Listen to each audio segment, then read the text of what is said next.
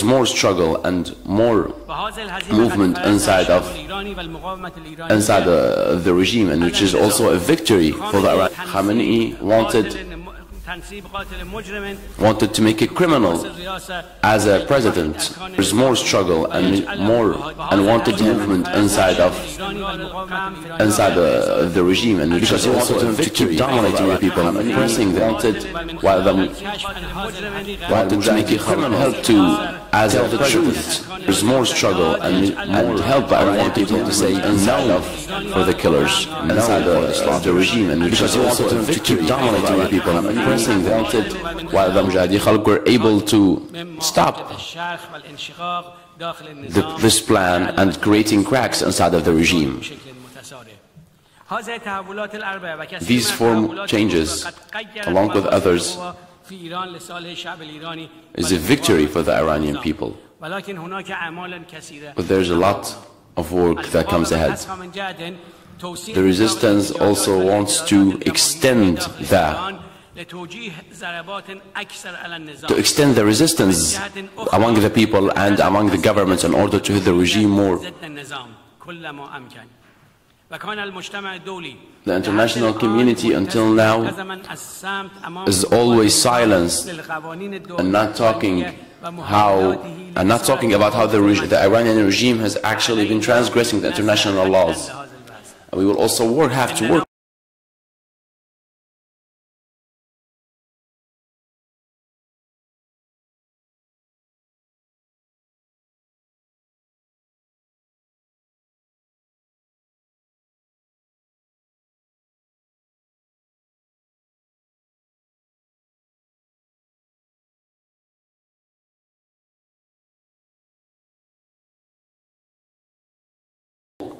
Governments and people to join us in this campaign. This is an easy target, and we have to work on it, and it will affect a lot the politics of the Iranian regime. Today, as the people of the area will start acting, the people of the area need to stand side by side in the face of this regime. That's why we will not allow the Iranian regime to create the fiction that there is a problem between Shiites and Sunnis, that there is a problem between Furs and Arabs, Persians and Arabs. We guarantee that the Iranian people, we have to prove to the Iranian people and the Arab people in the area that there is no war between them. There is only a war between the Iranian regime and his militias and his supporters, and against the Iranian people and the people of the area from the other side. The annual international conference of the Iranian opposition has proved that the Iranian people wants peace and peaceful living, and he is always ready to pay the price for this peaceful living and for its freedom. I thank you all, and I hope I was clear in Arabic.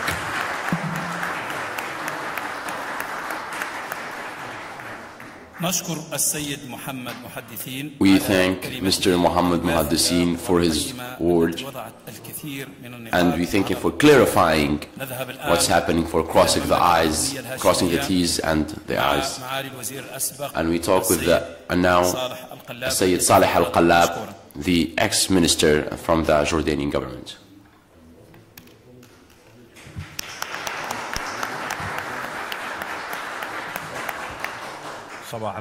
Good morning. At first,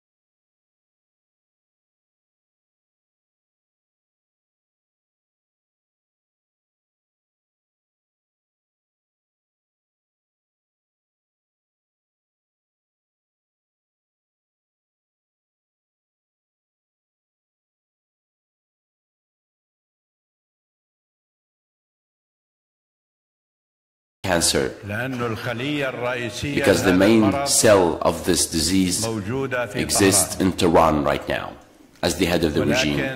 But the cell creates other cells that exist in other countries and in the entire world, actually. I think my brothers knows that I had the honor to be with Mr. Yasser Arafat, our great leader, after the Iranian Revolution in a week. I was with the people who went there, and our dreams were big. And people from there who were with us were alive. Mr. Mazen, Mahmoud Abbas. There was Hani Hassan also, and a group of other people who were with us, who were there. At that time, we felt that Israelis are preparing for the attacking Lebanon, and some Arabs were pushing and pressuring Abu Ammar that he's to take all the weapons from Beirut. Abd Halim Khaddam was a Syrian, part of the Syrian for the regime. He was the guy asking for this in Riyadh, actually. They wanted Yasser Arafat to clarify Beirut from weapons in order to easify the entrance of Israelis people, because they wanted to occupy them. They wanted to arrest Abu Ammar and the others.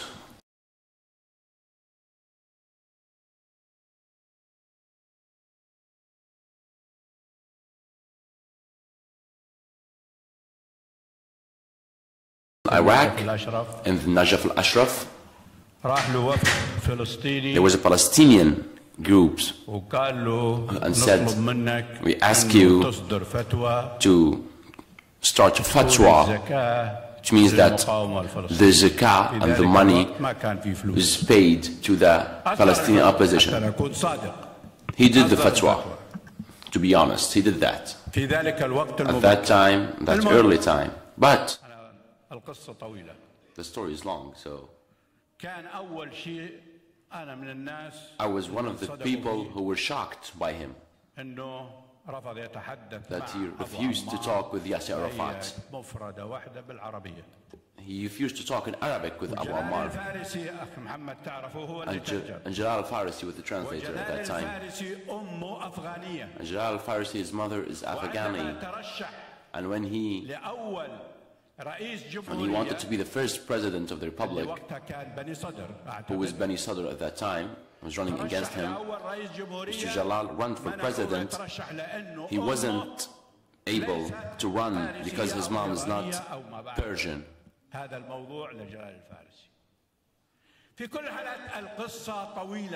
The story is long. We had high hopes in the Iranian Revolution. After a while, I asked Yasser Arafat, Mr. Abu Ammar, and I asked him, why did you go? Why did you let us go? Why did you do this visit? He told me, I didn't go to support Khomeini. I wanted a fatwa because they wanted to kick us out from Beirut. The regime of Hafiz Assad, the Syrian regime, wanted to kick me out of Beirut, of Lebanon. Then they wanted, then they tried this, then the Amal movement started. They wanted to make us leave Lebanon. And I wanted to stay more in this area, in the southern Lebanon. And after that, there was the great story, the most famous story, and there was the war of the 82. And we all know this conspiracy. Also, after the war, when the conference of Fas, the second conference of Fas, I think Mr. Ghazali, who's our friend, follows these things directly and with details. When Tunisian Also from Tunisia, the Gaddafi, Yasser Arafat was in Tunisia, then on Fas, then at the plane, he told us, I want to talk with the Maghrebian guards, and because here the protocols are long, you go faster than us. So I was, me and another guy going there. I was mistaken and went into the room where people were waiting for Abu Ammar. Well, it was me, and I think there was also Saddam Hussein, Malik Fahad, and everyone was there except for Hafiz al-Assad.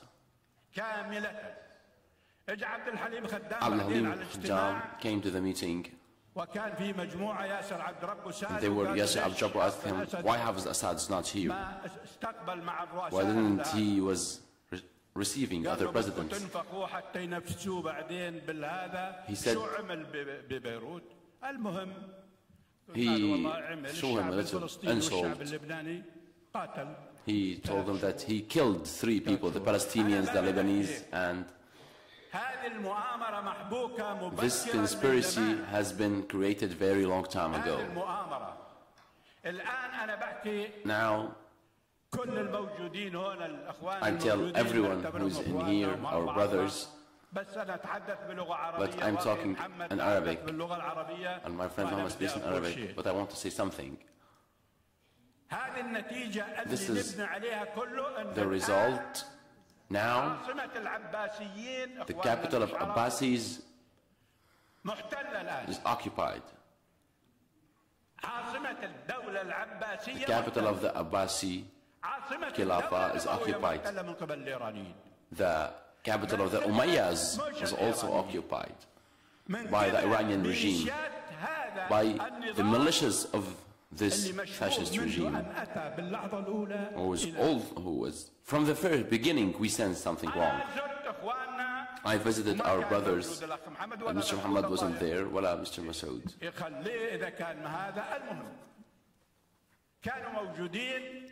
People were there, they had their offices, and I tried to see them there.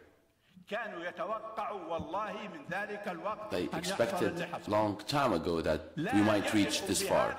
They don't trust that regime, not at all. We have a problem now.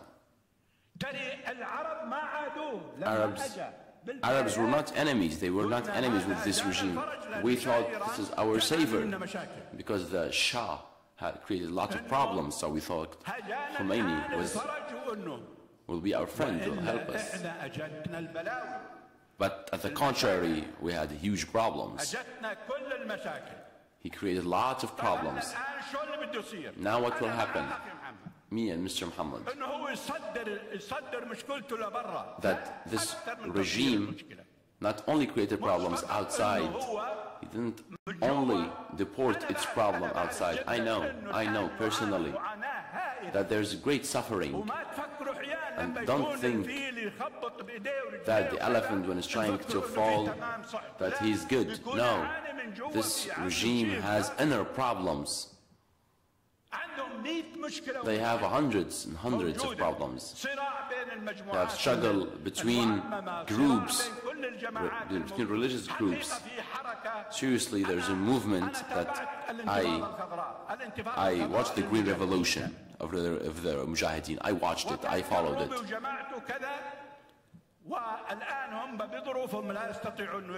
And now they can't talk a lot about this, but we follow it. They have inner problems. Yes, he's trying to deport his problem to the outside. We know that Qasem Soleimani and his militia, there's 82 sectarian militia in Syria, 82. Even the Hazarat, these small minority in Afghanistan,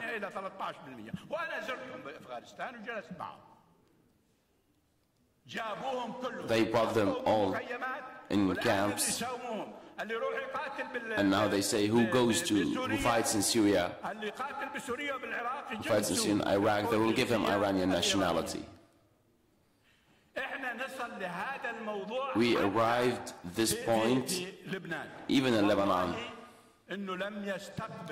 I swear that he did not receive only Shiite were the ones who actually respected and held the fighters, the Palestinian fighters, the Palestinian children. Only the Shiites in Lebanon were the ones who were supporting us and helping us. Now they're transferring them into the cancers in the area. Why is that? Why are they fighting in Aleppo, in Hama, in Syria, or in Jarrah? And parts of them in Iraq. I don't want to talk for long. We need an international front to destroy this regime. And each one who can participate should, and everyone can, even with a word, with an article, with a movement, with a manifestation. And some people with fighting. Some people want to do this. If this regime fell,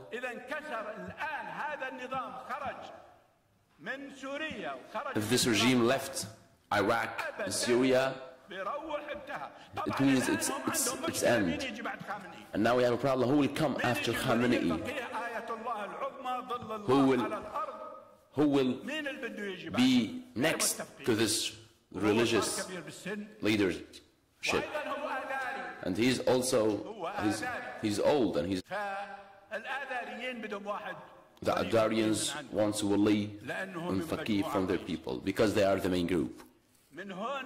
From here, this conference is very, very important.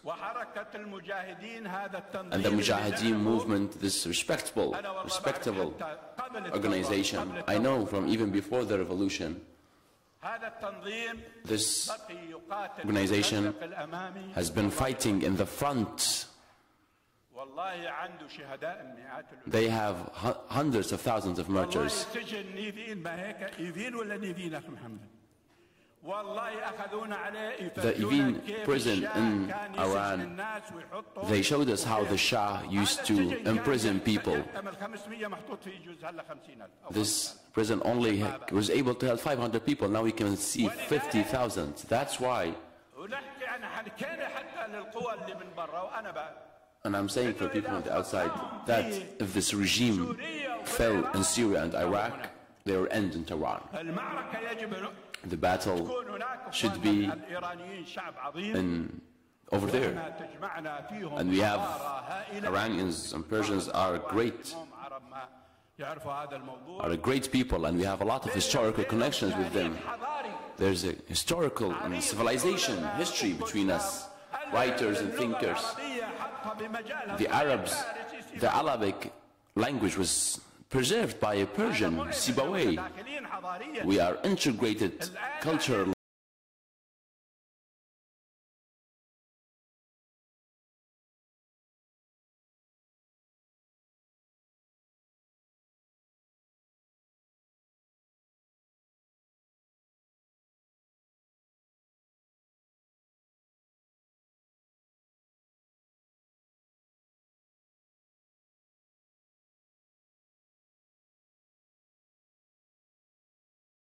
Us. There's a lot of people with you but didn't come to this conference. They are with you and supporting you because they are with themselves. Not like Muhammad. Me personally, I want to get rid of this regime who personally threats me. This regime is dangerous for the Arab world. It's dangerous to my country, Jordan. It destroyed Jordan, destroyed Iraq, Syria, and Yemen. This cancerous regime should be destroyed. I'm sorry for being late. Thank you all. Thank you.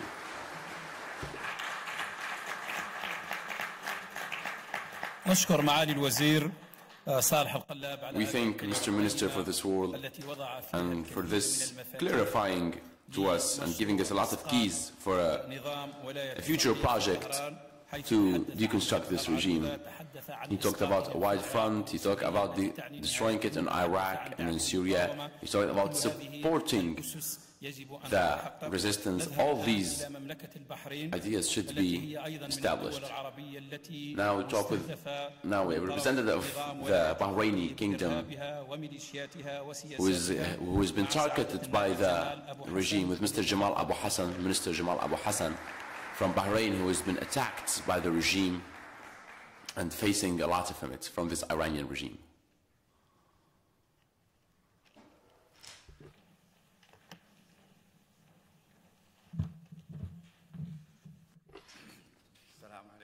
Peace upon you all. In the name of God, and praise be upon His Prophet and to all His people and followers. Dear brothers and sisters, the dictatorship regime in Iran is one of the most dangerous regimes in humanity.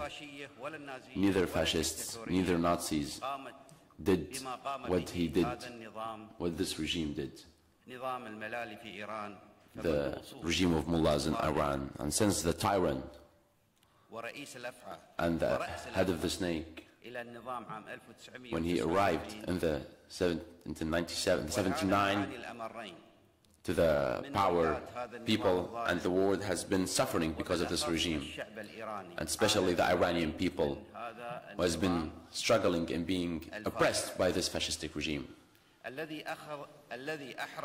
This regime has burnt all, and he wrote a legend in oppression by supporting terrorism and interfering in the other countries.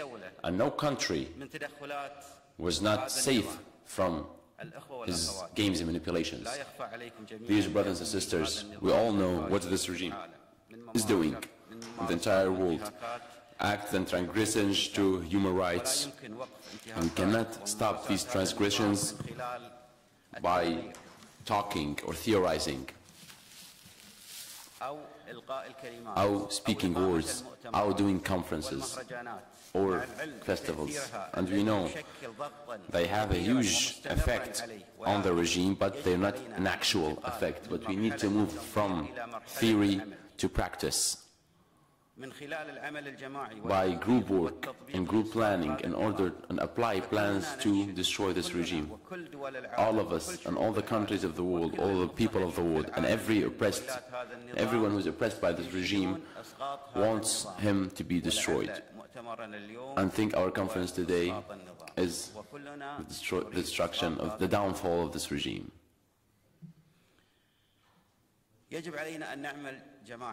We need to work in a group, not as persons. We need to be united. We need to create a front, one front, in order to destroy this regime. We shouldn't count on only Mujahidi Khalq or the Iranian resistance and the Iranian people. No. We need to create a front that works on destroying this regime. Mujahidi Khalq and the Iranian resistance, they work day and night in order to face this regime. We respect and support their efforts, but leaving them all to work, that will not help a lot.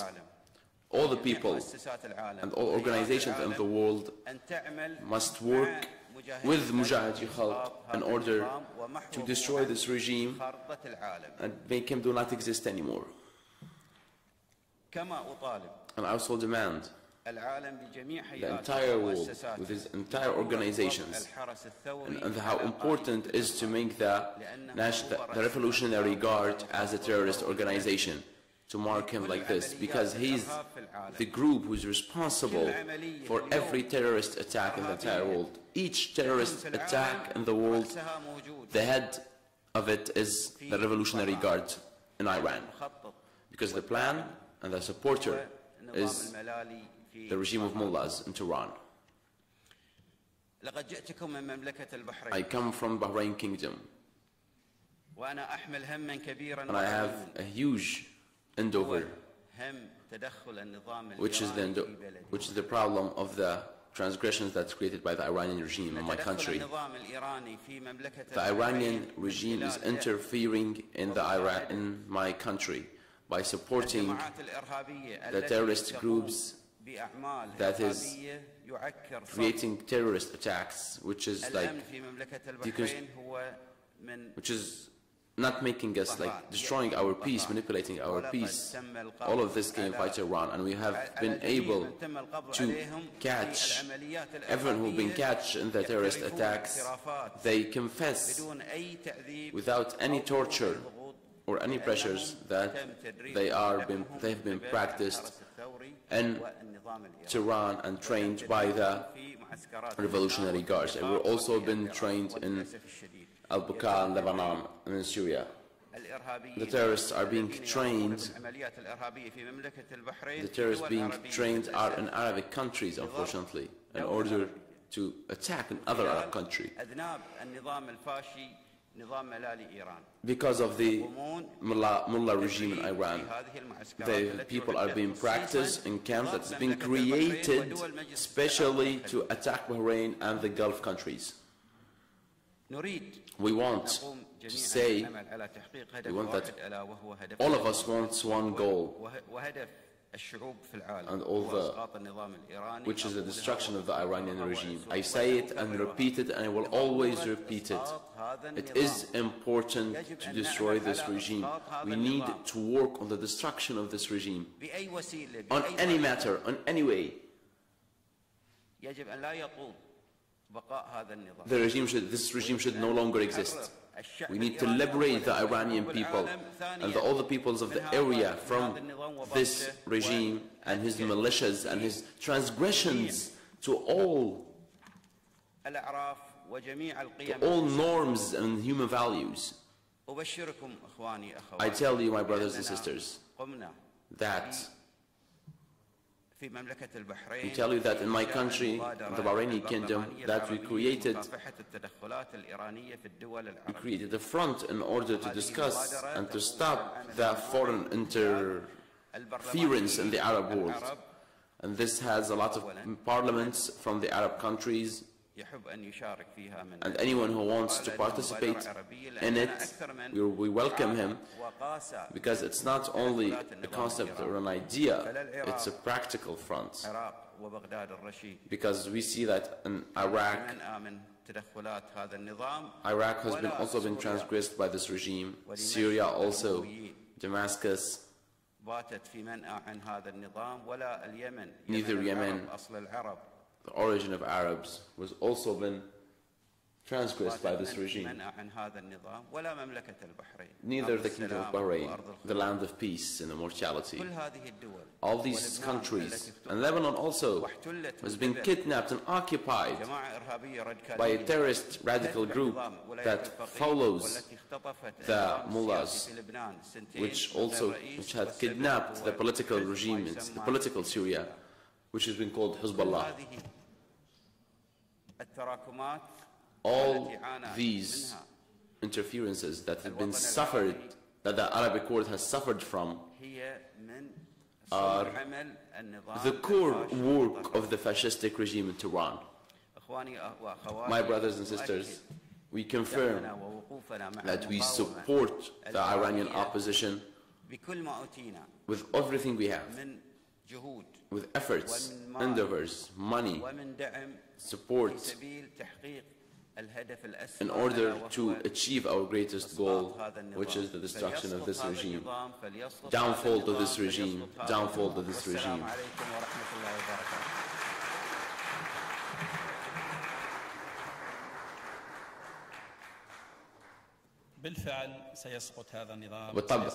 Of course, this regime will fall down. We thank Mr. Parliament Jamal for his word, and from Bahrain we go to our bleeding wounds in the deep of the Syrian and the Arab world. This case that is the title of all of our cases, to Palestine, to our dear Palestine, with Dr. Sahar Al-Qasimi. We thank her for being here.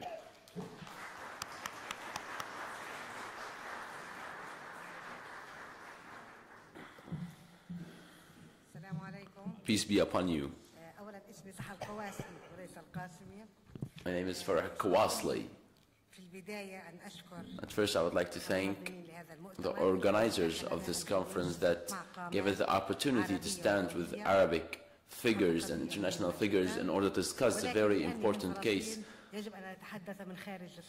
But from now, I'm not going to talk about Palestine. I'm not going to talk personally, from a personal point of view that could be able to describe all the angles and to create a general image. The largest changes that has been happened in the 20th century and 21st century was the change of concepts between people and inside the state itself. Between states, it means the creation of UN and its structure, which is the base of the relationship between states, especially after the First and Second World War. And because of all the casualties, the structure has been representing states that helped develop the international relationships, the international law, and the supporter of its, which all of this has led to create the international courts that created, that means there's a law that helps not to repeat what happened during the World War II. And because we are now in the 21st century, the century where the globalization of the information is the base for everything, everyone can reach what he wants. The individual has become more powerful because he's able to verify this idea, and he can understand more his cases and his rights, whether in a personal level or on a group level. Now it's the moment to look at all the political cases in a different perspective. And here I want to talk that, confirm that the relationship between states now needs that we change the political regimes on an international level and national level in order to deal with these cases. It's not acceptable now, dictatorship. Dictatorship is not acceptable, whether it was religious or sectarian or ethnic. And it's unacceptable that there is a transgression to the international law. And now, us as humanity, that they won't have another third world war in our universe, we need to look at these monuments people created, political monuments, and now I think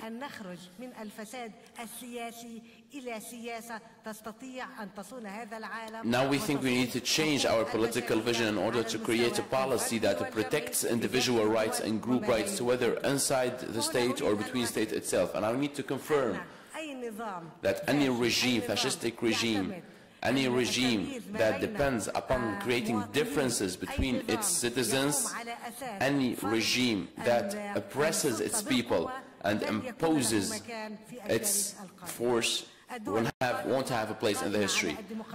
The states are created upon democracy and multiple political representations and citizenship, which means citizen state on the state of law, which respects all the groups inside of it. All the people are equal in front of the law, which created the stability. And inside this stability is based on a state that created stability between other states based on the international law. We as Palestinians believe that the Israeli occupation has given a lot of the states in the region, in the area. These are dictators, they give them legitimacy.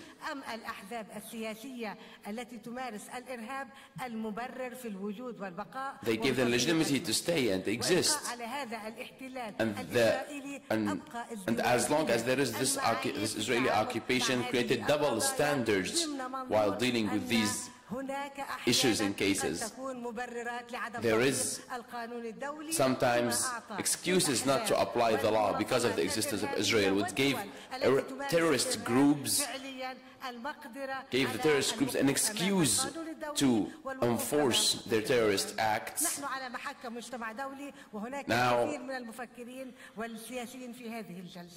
Now there is a lot of thinkers here We are an international conference, and I think that the regimes are all legitimized by the existence of the Israeli occupation. And I think that the existence of the Iranian regime also is an important factor that helps and stops the solutions regarding the Palestinian case. And we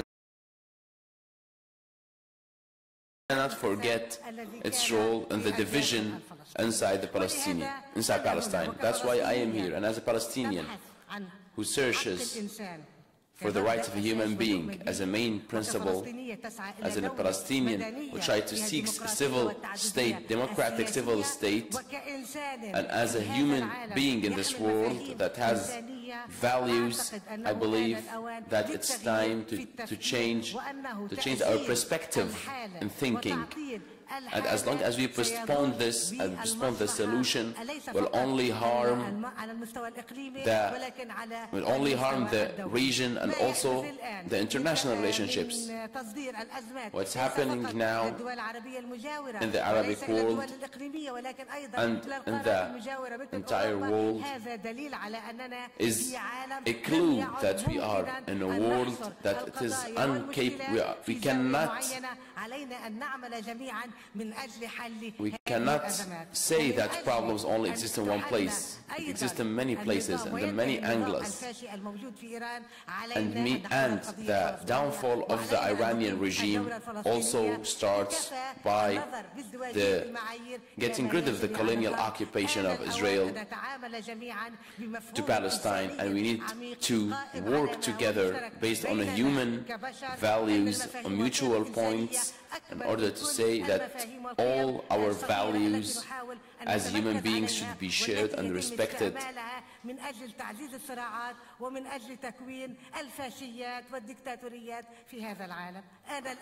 It is time that this civil world think in another way, in another perspective, in order to leave this dark box, to see a more shining world, because each one of us, each individual must have the same rights, and what makes us unite as a human is much stronger than all these differences. And that could be done by enforcing the international law and respecting the human rights and stopping all the oppression and supporting the human values, appreciating it, in order to reach a peaceful world, a peaceful humanity. Yes to the end of the Israeli occupation.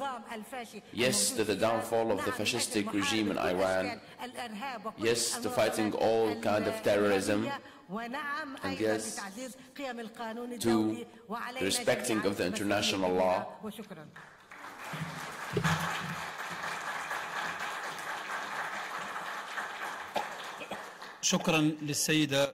Thank you, Mrs. Sahar, for this world. And now from Palestine to Algeria, the country of 1 million martyrs. When we listen to Mr. Tahir Boumudra, one of the most famous fighters and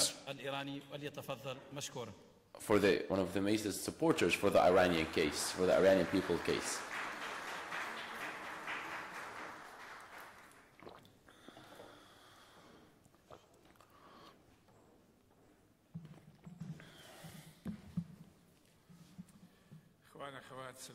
My brothers and sisters, peace upon you.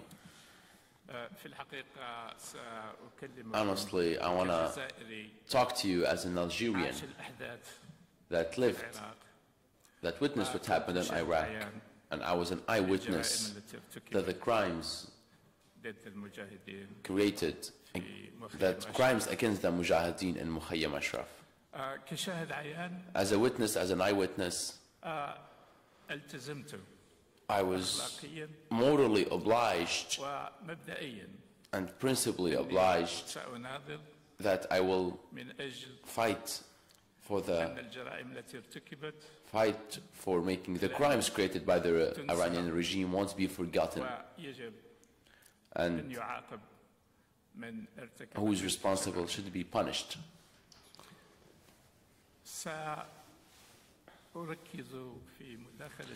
I will concentrate in my speech on the crimes committed against Mujahideen Khalq and the Iranian opposition, especially what happened in '88, where when Khomeini ordered to exterminate, literally exterminate all the Mujahideen Khalq and all the Iranian resistance that were in the prisons. We have documented these crimes.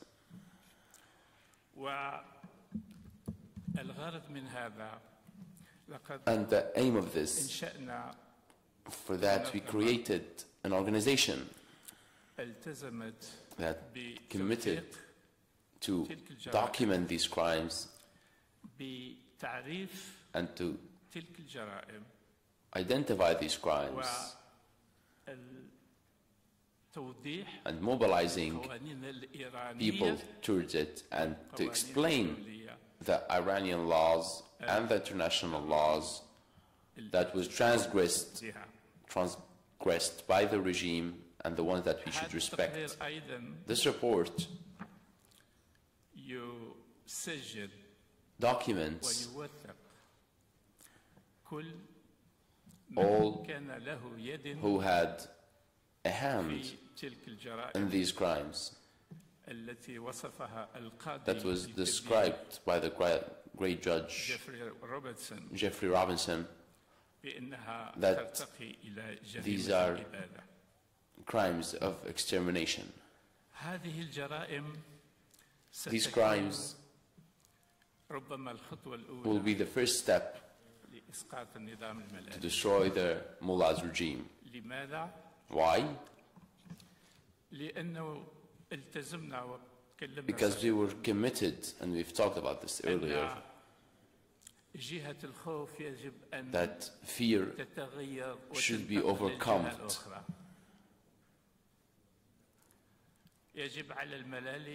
The mullah should realize that their crimes, that they will be punished for their crimes.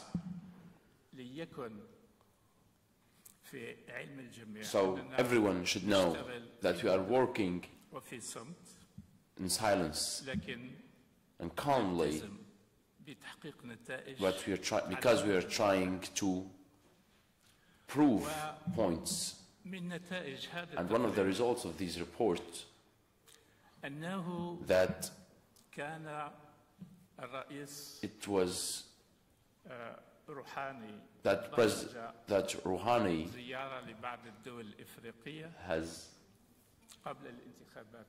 was trying to visit some African countries before the last elections, but they were cancelled. It was cancelled, this visit, in less than 24 hours. Among these people he was trying to visit was Uganda, South Africa. And both Uganda and South Africa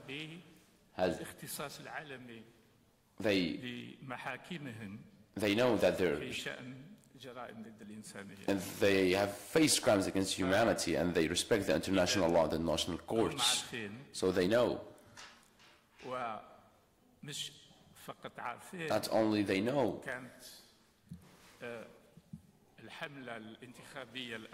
The last campaign, presidential campaign here in France, during this campaign, they have exchanged some accusations. Rouhani were saying that there is blood on my hand and in the other president's hand, that he was the one leading. Anyhow, we are here in a short time documented these crimes, and it was distributed on all the specialized organizations, and we made a scan to all the courts that could extend this speciality in order to deal with these crimes. The crimes are documented, the laws are clear, the interior laws of Iran and the exterior international law are also clear, and specialities of the court is clear that we want, and the evidence, the direct evidence are also documented. So we only have to wait a movement of the mullahs outside their countries in order to be incriminated. I don't say that we will do anything very soon. We will not be sowing very soon. But a report like this will create fear in everyone who is accused in crimes against humanity in Iran. More than that, all the diplomats that are in Tehran now, they have this book. And this book also documents where the group graves, group tombs, and who is in these graves. During my visit to Geneva lately, I've talked with a lot of diplomats, and I asked them, I proposed a challenge. It has a small diplomatic charade in Tehran. They should read the titles of this report so he can see with his eyes the crimes that is committed by the Iranian regime against the people and against Mujahidi Khalq especially. I say this to reassure you all that our work is continuing, but we also need the participation of all to provide us with any clear evidence and any evidence that has no suspicion, to provide us with these evidences, and we will add it to this report, and making the movements of mullahs outside their countries is difficult. And before leaving Iran, they should negotiate, and they should negotiate about their own protection, like what happened with General al-Bashir in Sudan, who was committed in war crimes.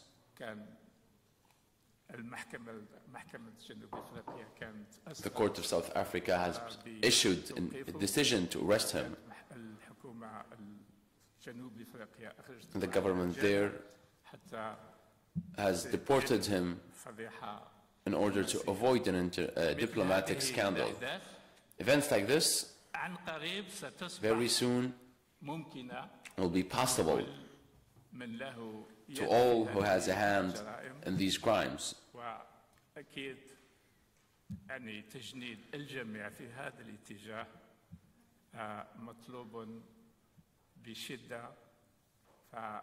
So we hope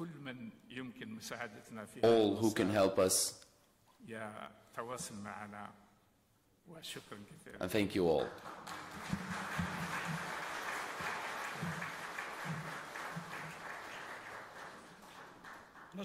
We thank Mr. Tahir Bumudra,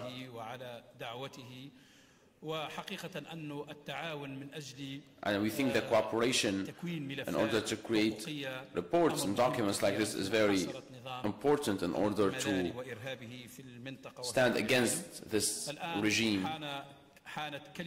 Now, toward Mr. Sid Ahmed Ghazali, the ex-minister, the Prime Minister of Algeria, who will talk to us as the founder of the creator of the National Islamic Front to help the Iranian opposition. It's a united front.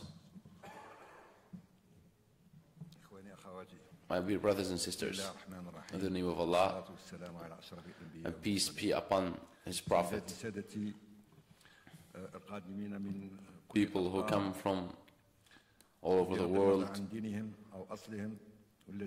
and regarding their origin and their color, and who participated as members, participated in supporting the Iranian opposition. What is mutual between us is the love of freedom and defending it, defending people, and fighting all who's trying to insult the Muslim rights and to take these rights from them. What we have witnessed yesterday with us at the conference, for me, it was personally, what interested me personally is the gathering group 14 that I had the chance to participate in.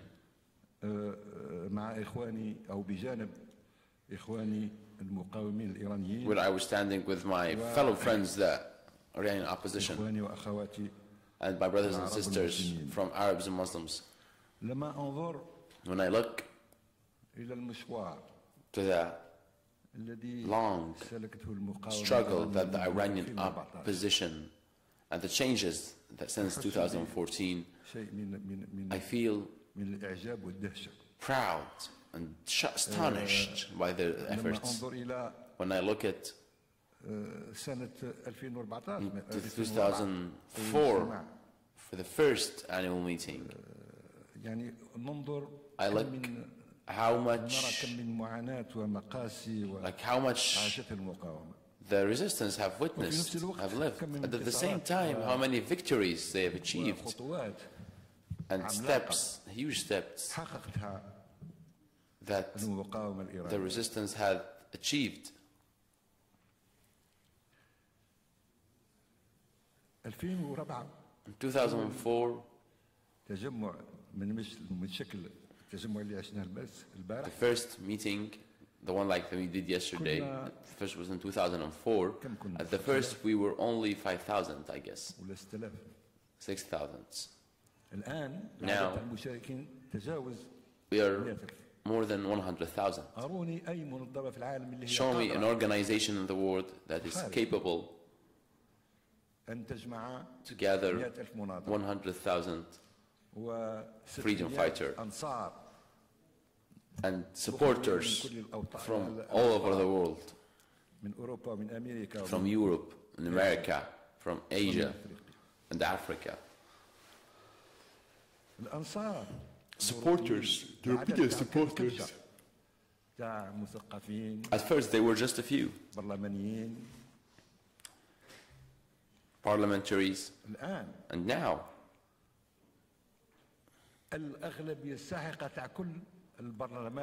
there's a huge majority of all the European parliaments that exist that support the Iranian opposition.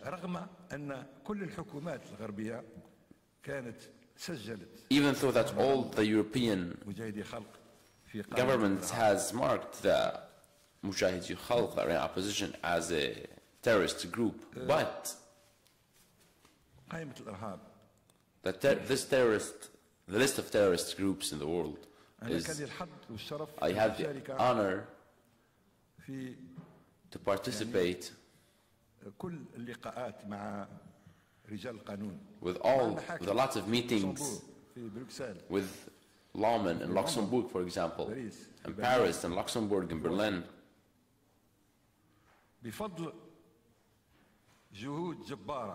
And with these great efforts,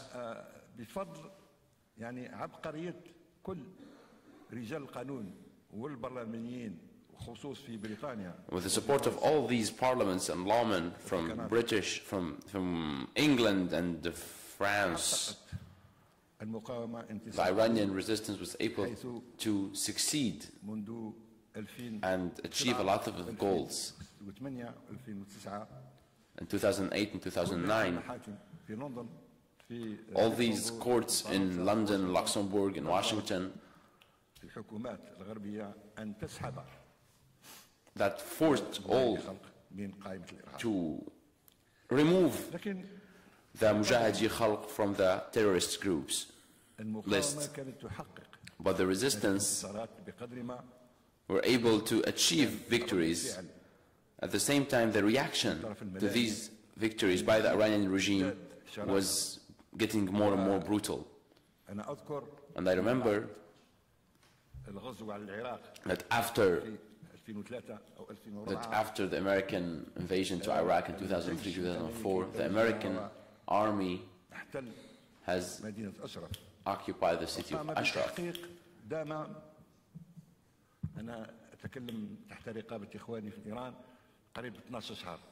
And he was investigating for almost a year what's happening in Ashraf camp. They were trying to find arguments or evidences that prove the involvement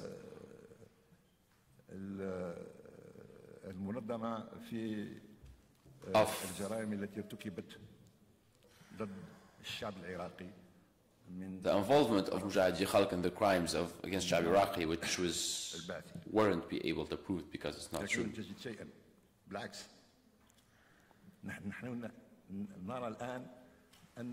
But now we see that one of the heads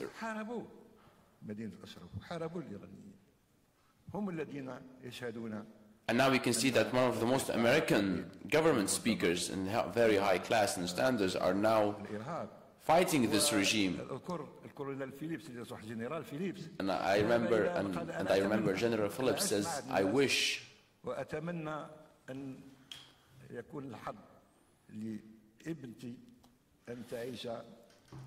and I wish that my daughter had the chance to live with the people of Ashraf and to see how this organization actually supports human rights.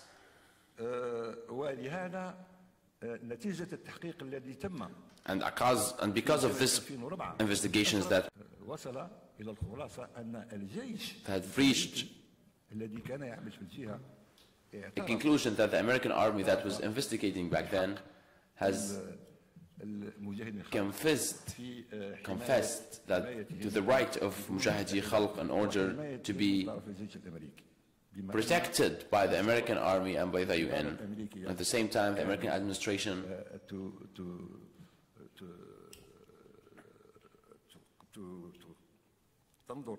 was considering the organization as a terrorist group. But unfortunately, 2008, the American army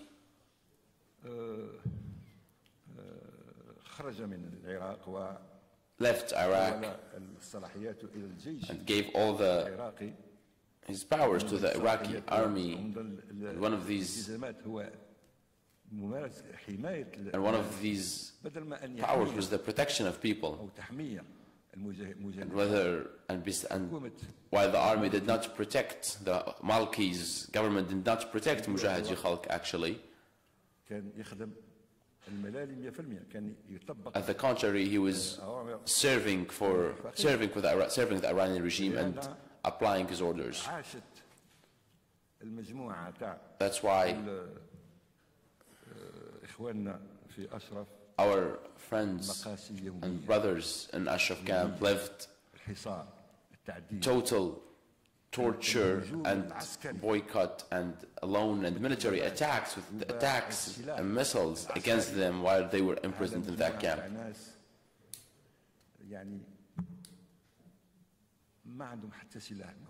And people there didn't have anything, didn't have any weapons. And I'm not talking only about missiles. And also على مخيم Liberty. وبفضل الله ومشيئته وبفضل المجهودات التي And with the help of God and His will and all the efforts that has been made by our friends in Europe and in America. مثلا ولا الغايبين حتى جون كيري وماكاي يعني بفضل الله And because of these efforts, our brothers has left the hell of Camp Liberty to Albania. لن نشكر يعني بحق قدره الشعب الألباني And the Albanian people and the Albanian government, there is no words to describe the words thank you for them. There is no way, like, words cannot express how do we thank them. And this is a great victory. After the victory of the opposition and being removed from the terrorist groups list,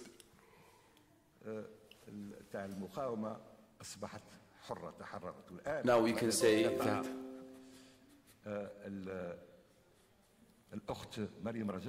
and we can say that Sister Maryam Rajavi, we can say that no longer defending. Now we should start attacking.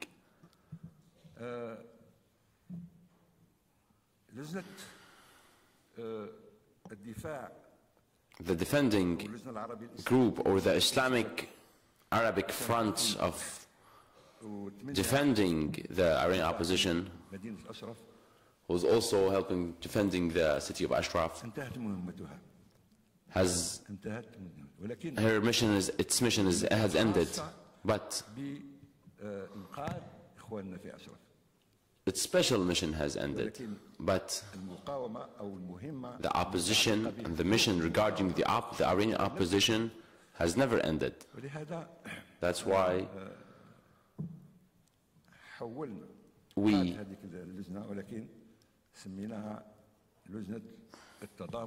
we have changed the name into the Committee of Standing with Iranian People and Opposition.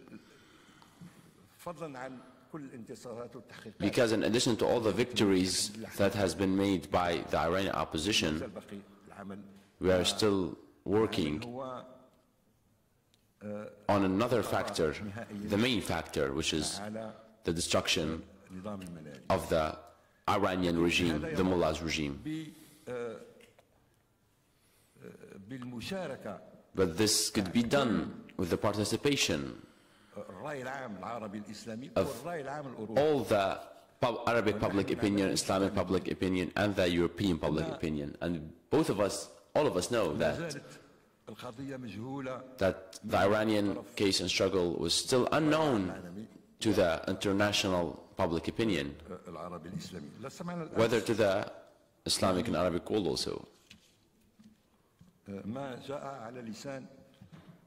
What has been said, if you listen to what has been said, to what has said Mr. Turki Faisal, what has said last year, if you listen to it again, how he analyzed it, how he analyzed in details yesterday also, I wish that the content of this analysis, which gives us very great information about the problematic of Iran, should be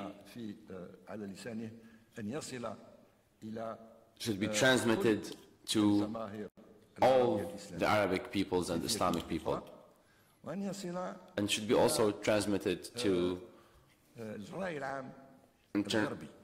the Western public opinion, because we also still think that there's a misunderstanding and about the truth of the mullah's regime. And I think that this regime is the first enemy of Islam, because he uses the religion, the Shia and Islam, not in love of it, not because they love Islam, but they use it as a tool in order to achieve their political strategy, which is domination of the entire Arabic and Islamic world.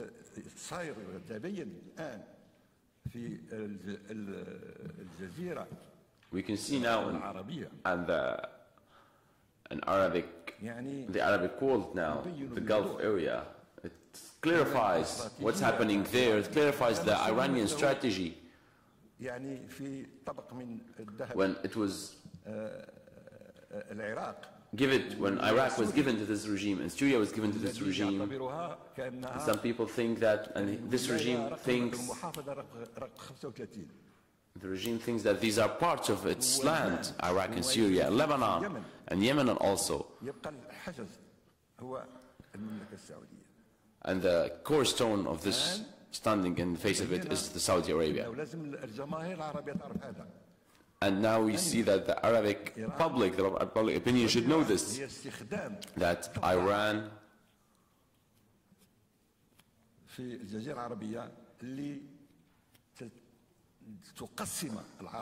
is trying to divide Arabs in order to divide and conquer. The Mullah's regime are trying to take Al-Hijaz area, then the entire Islamic world. That's why I call to all the brothers in here, brothers and sisters in here, to work their best efforts in order to expand or to join to this new committee,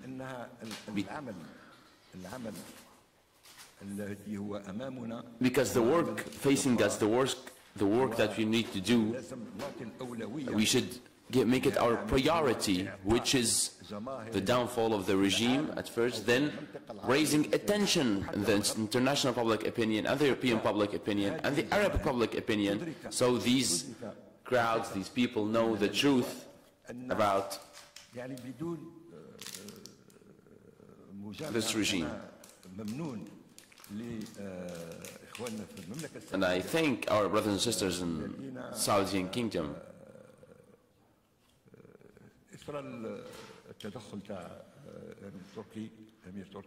and because of their participation and what have Mr. Turkey said, Prince Turkey said, that the issue of security in this area, is overall. And what threatens us, threatens our security, because what the Malali regime is doing threatens us personally, and our president threatens our security and the security of our people. Because what's happening is not only a case for the Iranian people, it's a case of the Arab people also, and for the whole humanity.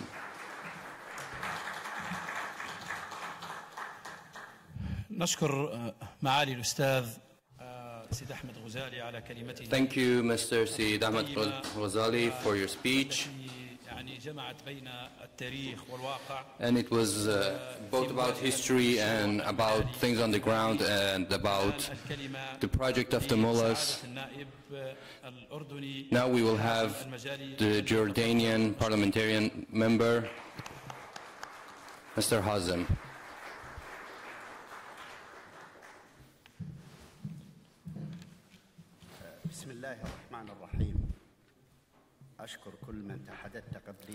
I would like to thank everybody who spoke before me, and they are more aware about the situation. When I came to the hall and I looked at the title, The Overthrow of the Regime, since the 80s, Iran is the problem in the Gulf region and other countries.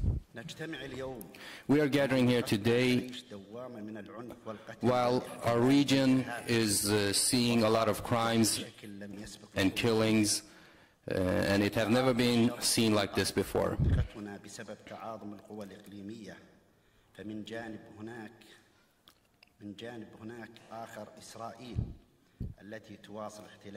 And we are seeing a lot of problems here in Palestine.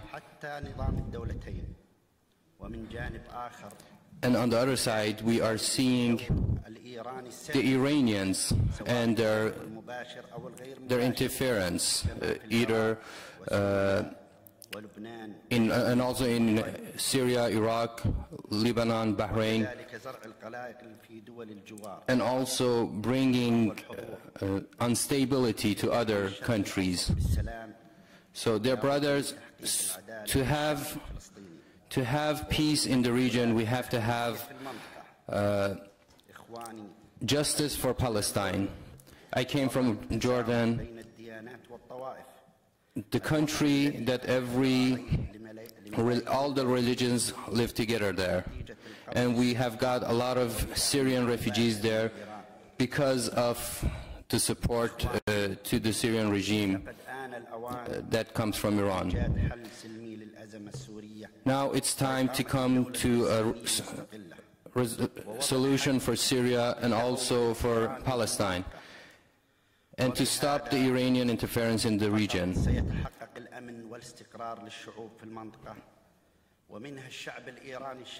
And also the Iranian people, who deserve to live under democracy and not under the rule of the mullahs, so that the people of Iran can also get back to its culture like it was before the dictators took over.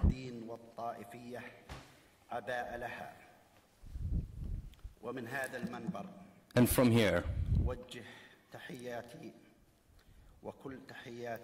I would like to thank all of my brothers in the PMOI, and thank you for giving us this time and for inviting us. Thank you, Mr. Hazem Al-Majali, for his speech, and we would like those participating to consider the time, because we have got a lot of speakers coming. Now we have got from Syria,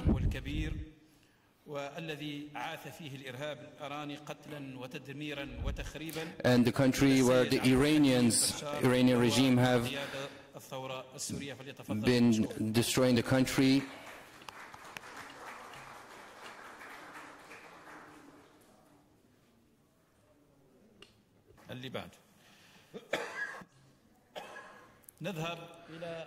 Now we go to Britain.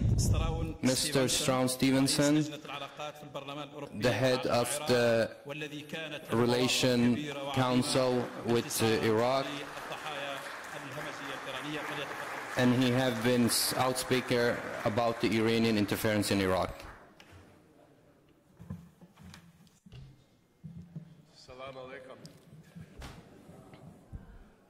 My brothers and sisters, let me start by saying that the horrific terrorist attacks that took place in England, in Manchester and in London, they demonstrate how Islamic terrorism, Islamic fundamentalist terrorism, can strike in the West just as easily as it can strike in the Middle East.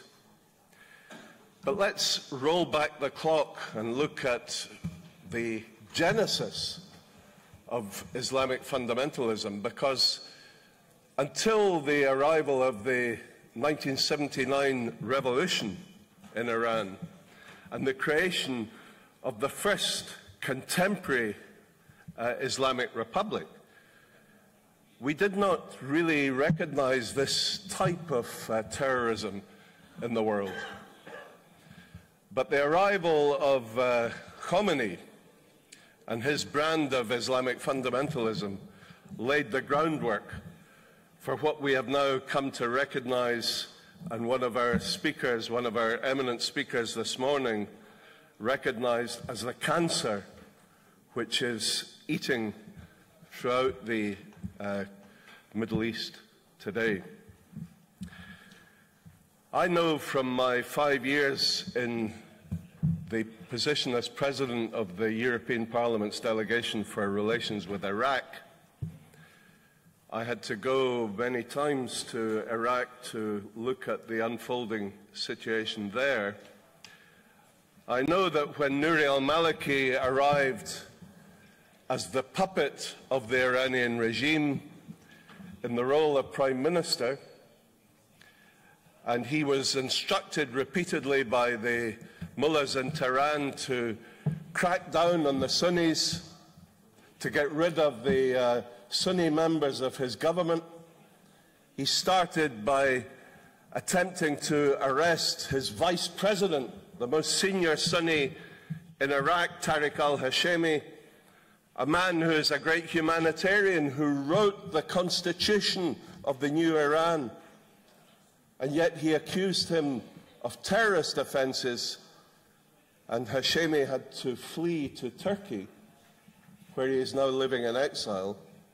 Maliki then tried to arrest his finance minister and killed his brother, accusing him as a prominent Sunni of terrorism.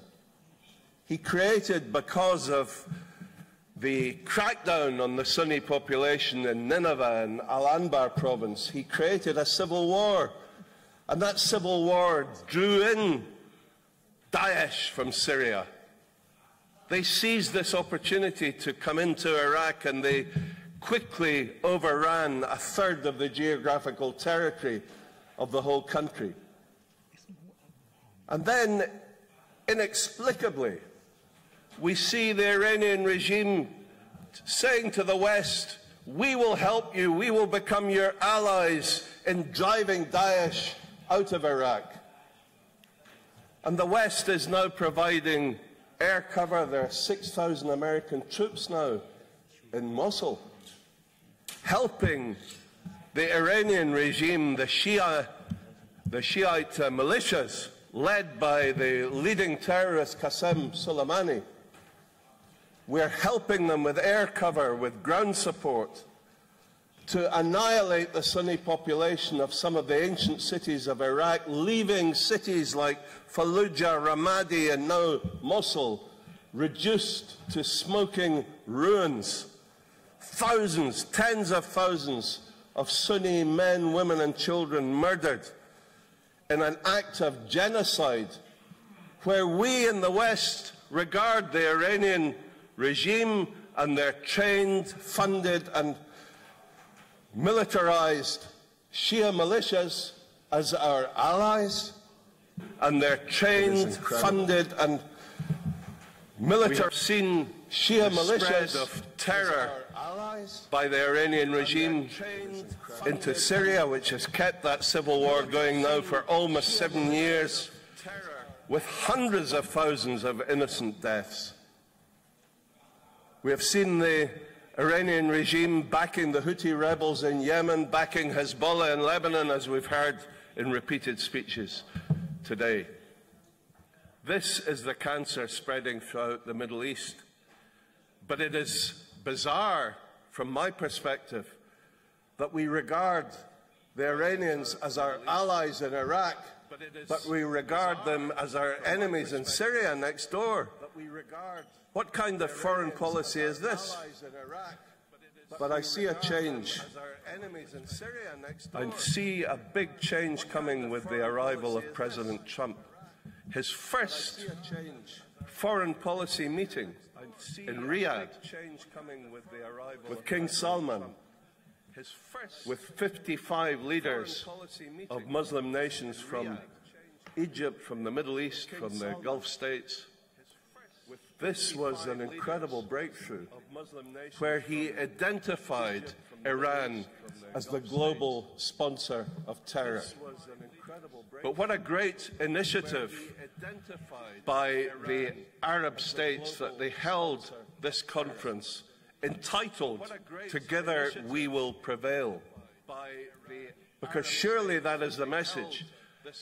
President Trump said at that conference, please do not wait for the West to take the lead in resolving these problems. We will help, but we look to your great leadership in the Middle East to begin the fight back against this cancer.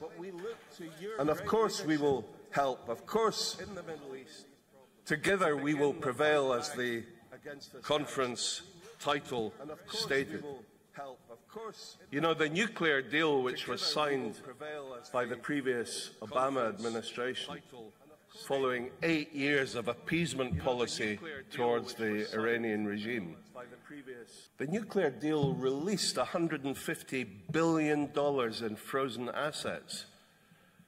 The beleaguered 80 million Iranian citizens thought that this would provide them with some new support in a nation which should be one of the richest nations in the world, where the teachers haven't been paid, where there are riots about rising bread prices.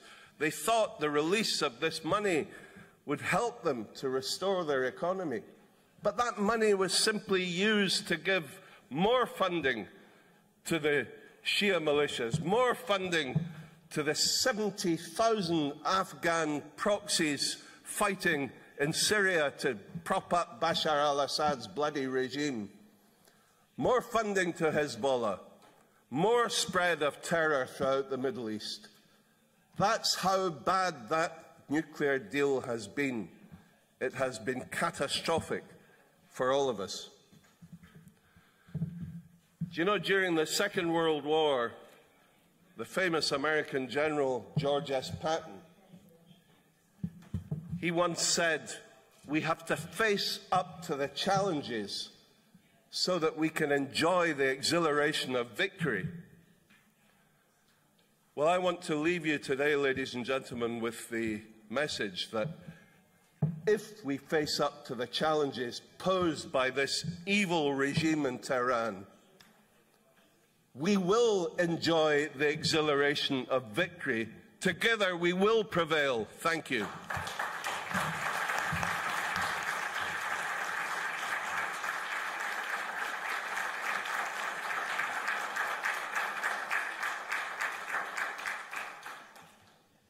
Thank you, Mr. Strawn Stevenson. الآن نعود إلى سوريا. We come back to Syria, to Mr. Abdul Hakim Bashar from the leadership of the from the Syrian opposition.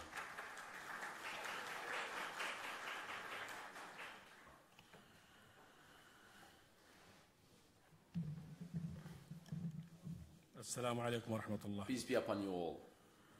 أخواني الكرام, my dear friends, أنتم تلاحظون ما يعانيه الشعب السوري وتتابعونه. You know what the Syrian people are facing. مقتل أكثر من نصف مليون. The death of more half of a million. وتدمير ما يعادل 2 مليون وحدة سكنية. 2 million وتهجير houses.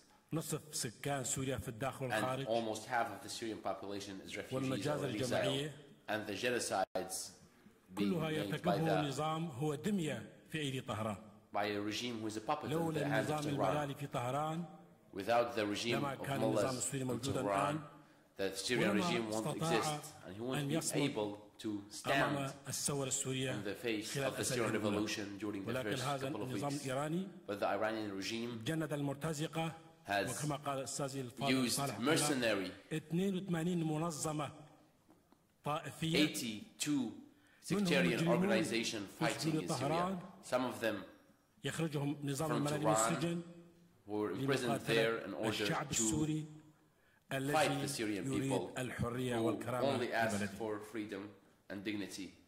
This regime has created 4 catastrophic changes in the area. I mean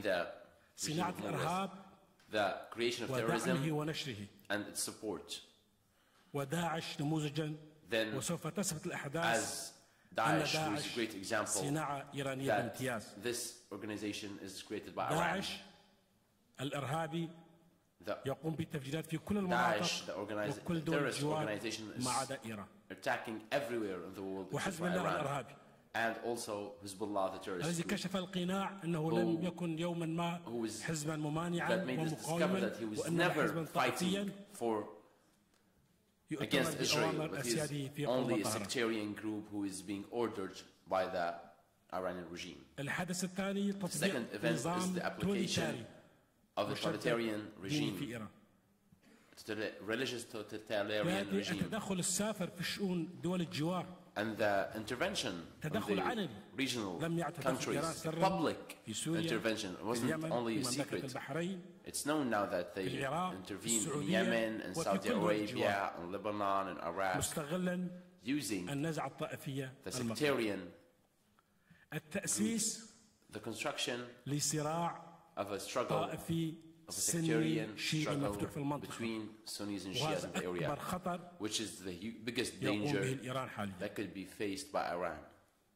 That's إن created by مواجهة Iran. إيران لم Facing يعد واجبا the للشعوب Iranian الإيرانية regime is not only duty رغم for أن the الجهل Iranian people, الأكبر يقع عليهم، even though ولكن they are the مواجهة most هذا affected. النظام Also المجرم facing this regime now, بات this criminal واجبا regime, عربيا إسلاميا should إقليميا be made by everyone in the area ودوليا. and internationally. ويجب الانتقال And we من should من switch الأقوال from والتنديدات والتصريحات theory إلى to العمل المنظم. practice, to organized work. رغم ضعف هذا النظام Even though ولكن this regime is weak, لديه عناصر but he قوة has PowerPoints لا يمكن إسقاطه إلا that من خلال جهد he won't be منظم destroyed unless there تقوم به was الدول العربية والإسلامية organized efforts between وشعوب Arab المنطقة areas and Muslim لدعم people المقاومة in order to الإيرانية support by للإسراع في supporting إسقاط هذا the النظام. Iranian opposition in order to وأيضا fasten the نحن process of بحاجة its إلى جهد downfall. منظم We also need organized efforts لتصنيف الحرس الثوري in order to وحزب الشيطان في لبنان mark على Hezbollah قائمة and the Revolutionary الإرهاب Guard الدولي. as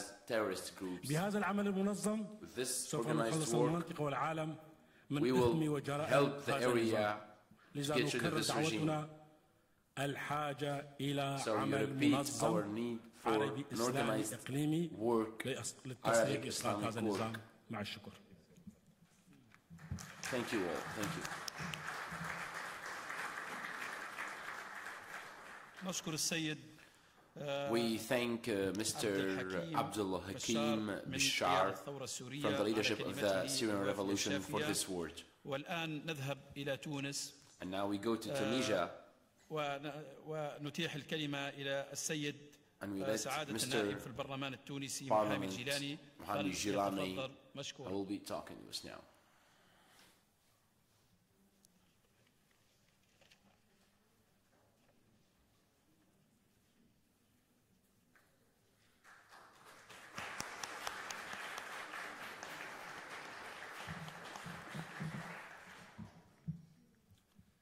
شكرا تحية Thank you all. للجميع. Thank you all for having me here. أنا في البداية أود At first, I would like to الأخوة congratulate مجاهدي خلق the على brothers and sisters in their success مؤتمرهم يوم of the last conference yesterday.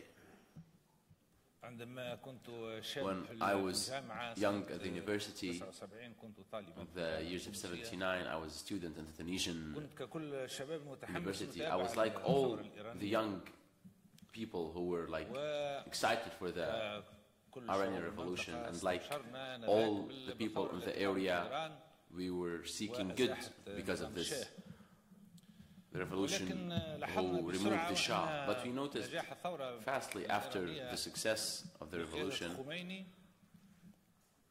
we thought this revolution, this success gave us marks to all the Islamic movements in the area that has been resurrected, and they were happy at that point because at Tunisia we were fighting the Islamic Brotherhood, and now they have a moral support because of the success of the revolution in Iran. And in that case, we recalculated stuff, we reconsidered our position, and now we see marks of facing this success. We know at that point that we know that Mujahidi Khalq has become famous for resisting against the Khomeini regime. That's why personally, for the first time,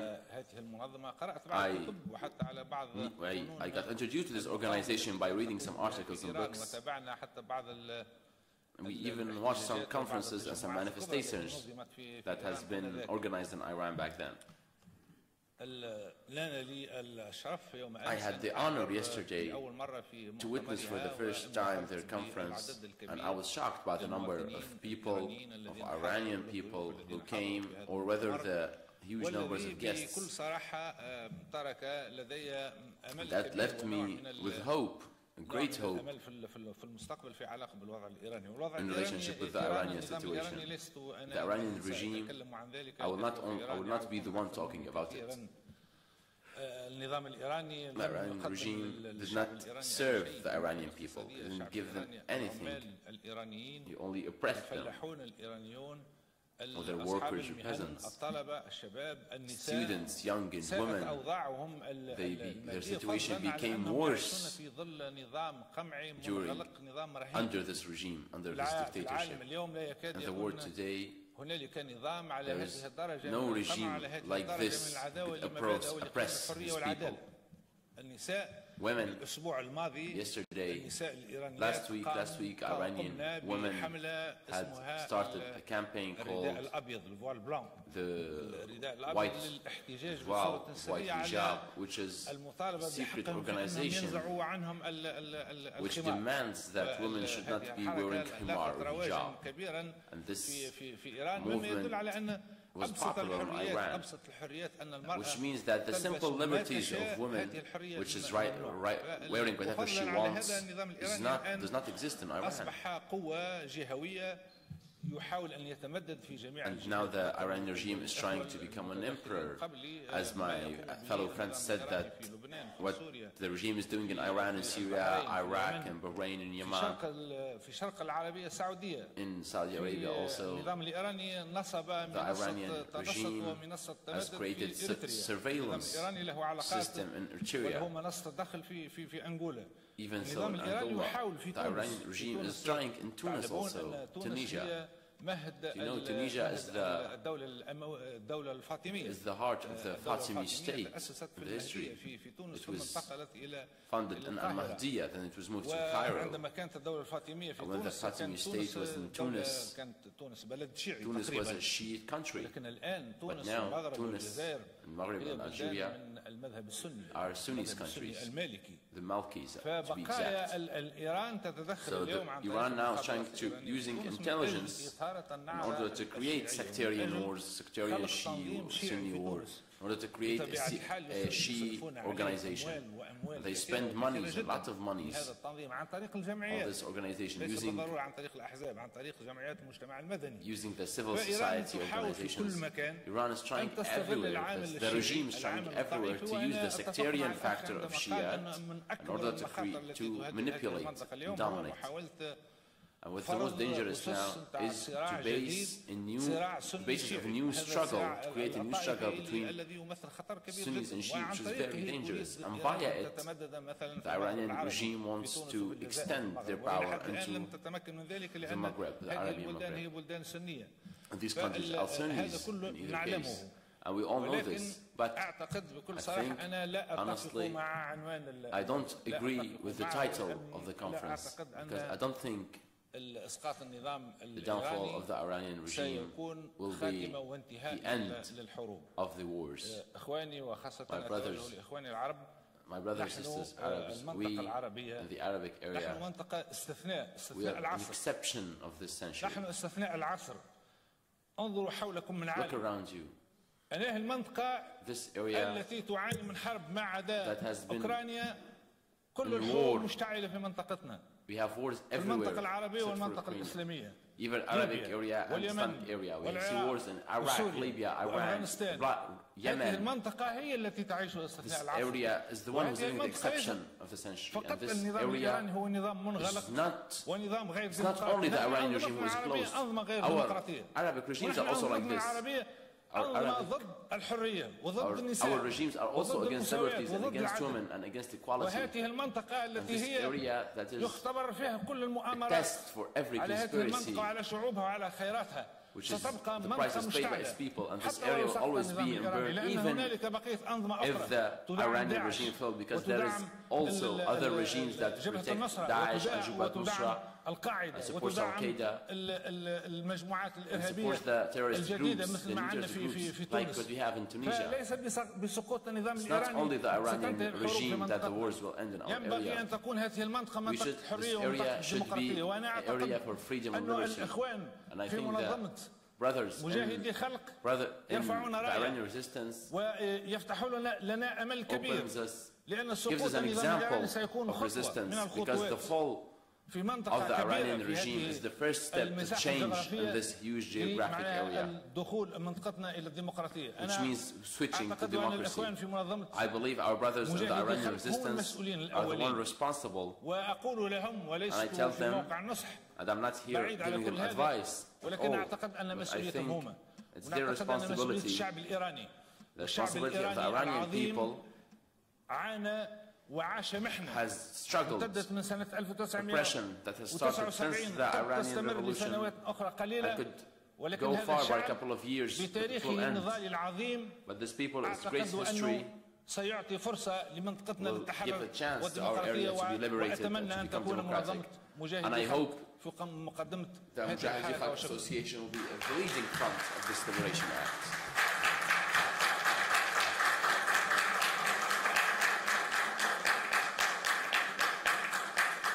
نشكر سعادة النائب محامي الجداري على كلمته.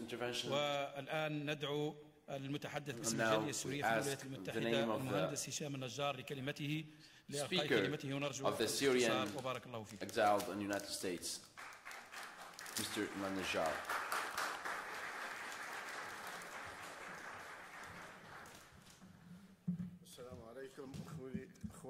Peace be upon you, my brothers and sisters. And I thank the organizers of this meeting, of the conference yesterday, which was a success on so many levels, and we hope that will be developed. These conferences should be developed to higher levels, that has acts more than words. My brothers and sisters, I come from the United States, and I have a support of thousands of Syrian activists there. And they wish you luck and success. And they ask that, and they hope that you win this biggest challenge in the area, in our area, that leads this terrorism that we are witnessing, that our area is facing, and our countries are facing. This terrorism has created one of the most fascist, dirtiest regimes, which is the regime of mullahs and the regime of Assad. These two regimes, my brothers and sisters, have never been witnessed to history. I am from the city of Aleppo. It had 4.5 million people. They all live together. Christians, Muslims, Armenians, from all the sects. I remember when I was young, and I want to say how old I am. I won't be older than I am now. I swear, we had Christian friends. In each Ramadan, she should offer a soup in order to break our fast. This is the Syrian people. There is no terrorism. There is no division. But who created this division is a regime that has created problems between two cities, between group and another, so he can live and survive. This is the regime of Assad, that is supported by the regime of mullahs. My brothers and sisters, 7 years ago, we never heard the word Daesh. We read on Facebook and social media, so I see the word Daesh. I don't understand it. I never understood it before, until it started to grow. We cannot, no organization can grow this fast unless it was supported and manufactured by fascist regimes that feed upon people. These are labs that created Daesh and other groups so they can dominate their people. Then there's a question.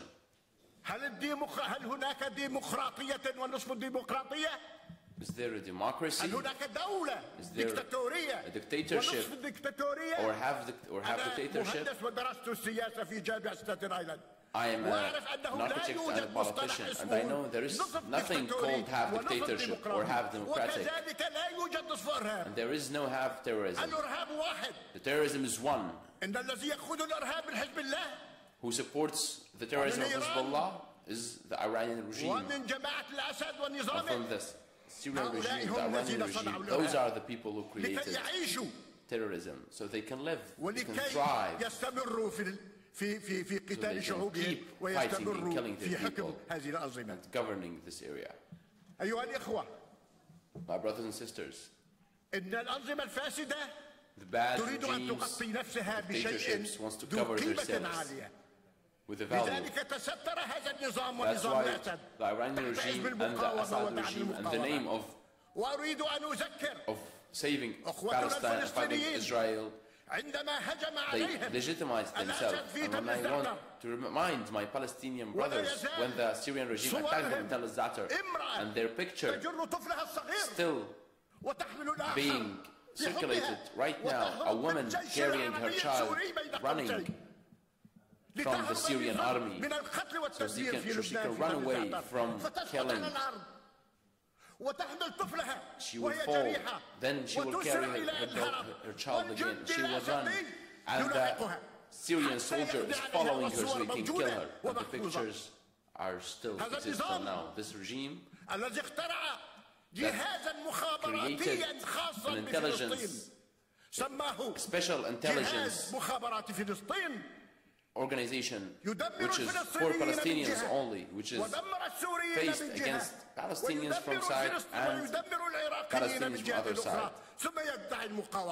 Then he says, I am from Palestine.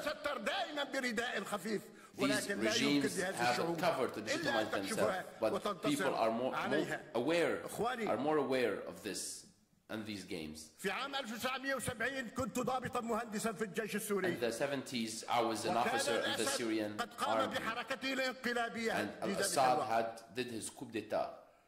وقدم نفسه رئيسا And he introduced للجمهورية. himself as president of the republic. وقال لي And he told me, وكنت في قطعة بدنية في معامل الدفاع. and I was فقال لي رئيسي an officer. يا هشام استلم الصندوق الانتخابي. Told me take the electoral box. طبعا. I said okay. سأستلم حسب أمرك العسكري. I will handle it. فشكلنا لجنة Then we created the committee of elections in the area I was working on. للمجموعة So I told the group that was with اجعلوا me, في زاوية الندوة زاوية لكي ينتخب بحرية put a box, المواطن put a little card at the corner so can the Syrian citizen can vote privately. I said, I told them Hafiz Assad told us to do this. قال أنت مسؤول عن ذلك فجعلت لهم زاوية. So I created this corner of the في carpet. عام 1971 فتحنا الجداول وكان الأسد 35%. We opened these charts and we saw that Assad only got 35% of the votes, but it was forged later so he can get 99%. هذه الأنظمة الدكتاتورية لا يمكن أن تحيا. Regimes won't be alive and won't live. There is dictatorships and terrorism قاطرة تجر وراها عربات as إرهابية. they carry other regimes. And the head of this strain of terrorism, its main source is the regime of Iran. الوتد عن القاطرة لوجدت كل الإرهابيين العربات قد سقطت وتوقفت. هذه حقيقة This is the fact now. صحيح كما قال أخي من تونس. Right.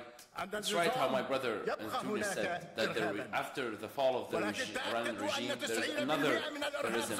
But I guarantee you that 90% of terrorism will fall if this regime fell down. There won't be terrorism with the existence there. I don't want to talk for long. I am not of the coalition, but I hope that the people from the Syrian coalition will hear. But to tell them honestly, the enemy changes its tactics every day, and the enemy changes its strategy every day. He recreates his allies, but the coalition is still stopped at the same point. I don't question everyone, but we should change change must come. And I ask, as a representative of activists in the United States, of Syrian activists, I ask for an international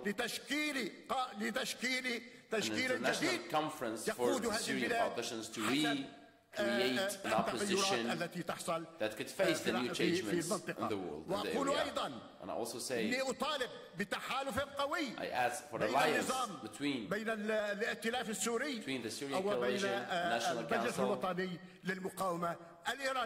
and with the Iranian opposition. This alliance I ask for strongly. We in the United States that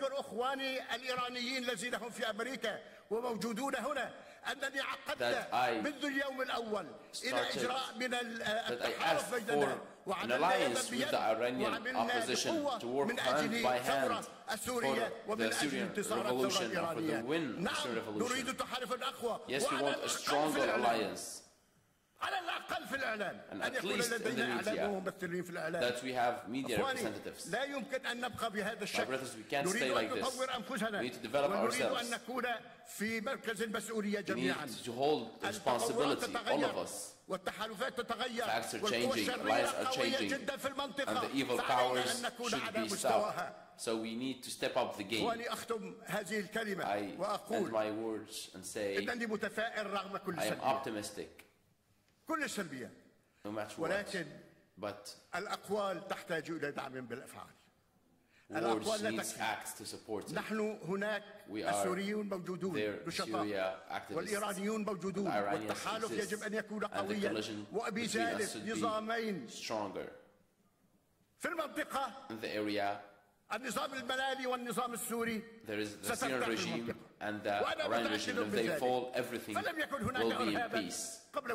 There was no terrorism before the Syrian revolution. Why they created terrorism? We never heard of it. But when the Syrian revolution started, they created Daesh. Where did these people come from?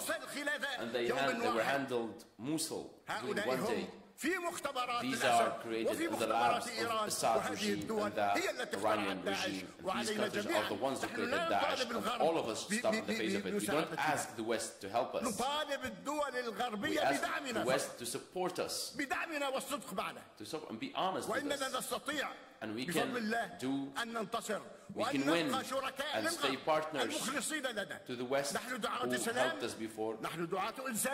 We are people of peace, we are people of humanity, and we live. We construct the country. There is $200 million that's been destroyed by Assad. We can't be silenced regarding that. Me as an architect, I started the second largest project to fight terrorism, and I got a paper that proves from Mayor Giuliani of the efficiency of my work. We are creating also labs against terrorism. We create labs against crime, but we need support. Moral support, media support. My brothers, the Syrian revolution will win. The Iranian revolution will win. We can't question this. Our hopes are high, but let's be one hand, and I hope that we can do it. نشكر المهندس هشام النجار على كلمته. We thank the architect Hisham Najjar. And now we pass it to the Mr. Muhammad al-Raham, which is a parliament member. We ask him to step up and we thank him a lot.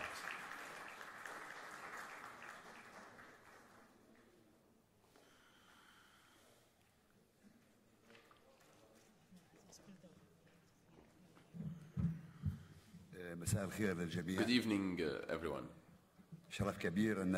I am honored to be here with you, that we can meet here with you. Yes.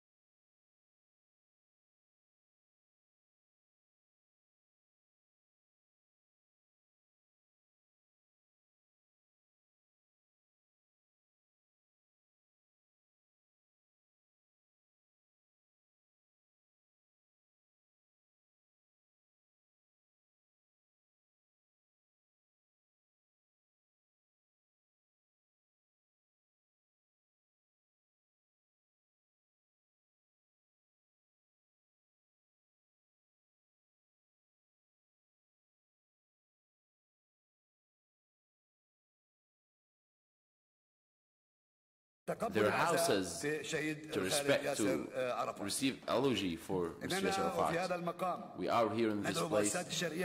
We ask all the international organizations and the human rights, especially the UN, so we can work together to stop the sectarian wars created by the Iranian regime, and to support and to create laws that incriminate radicalization and fundamentalism, like colonialism and like domination.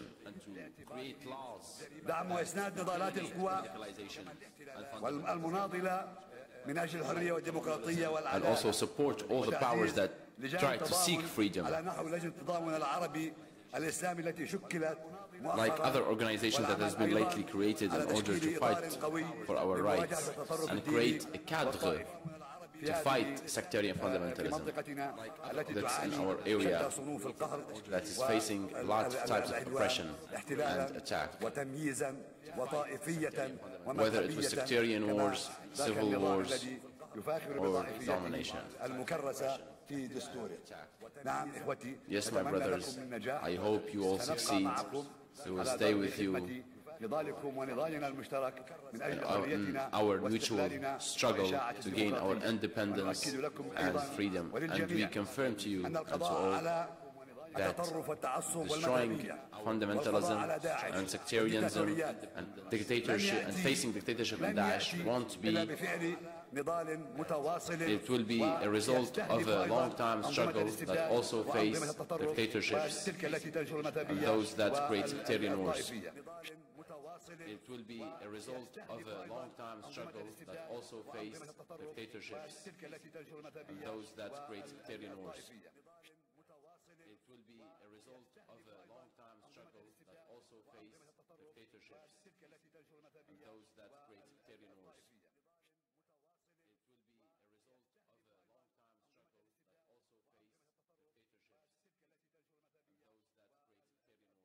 And now we switch to Iraq, the country who has faced a lot of the Iranian regime. Now we have Sheikh Mutlaq from Iraq to talk to us about what is Iraq facing.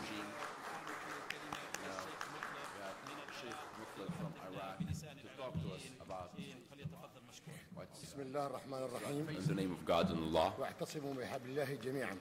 A verse of Quran that says we all stay together. Dear fellows, brothers and sisters, peace be upon you.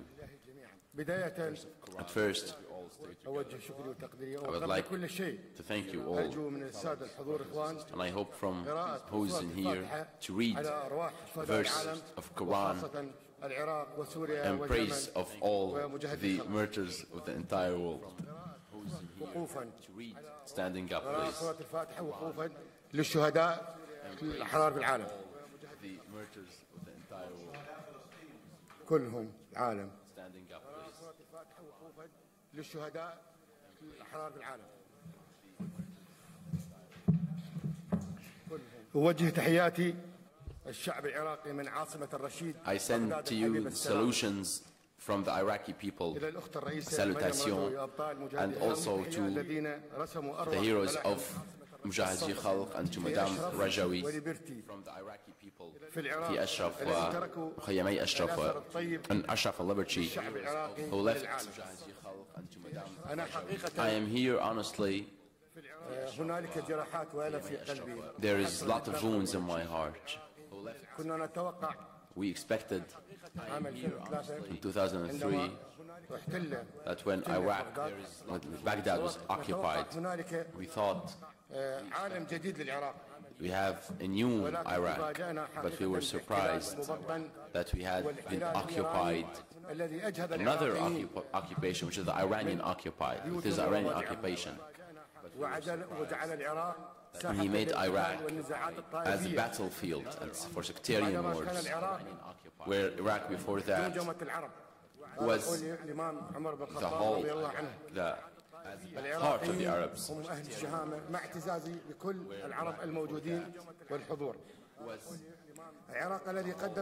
The Iraq that gave Arabs a lot back then, and he's still, we ask God to help us, to give us more, and so this war ends back then.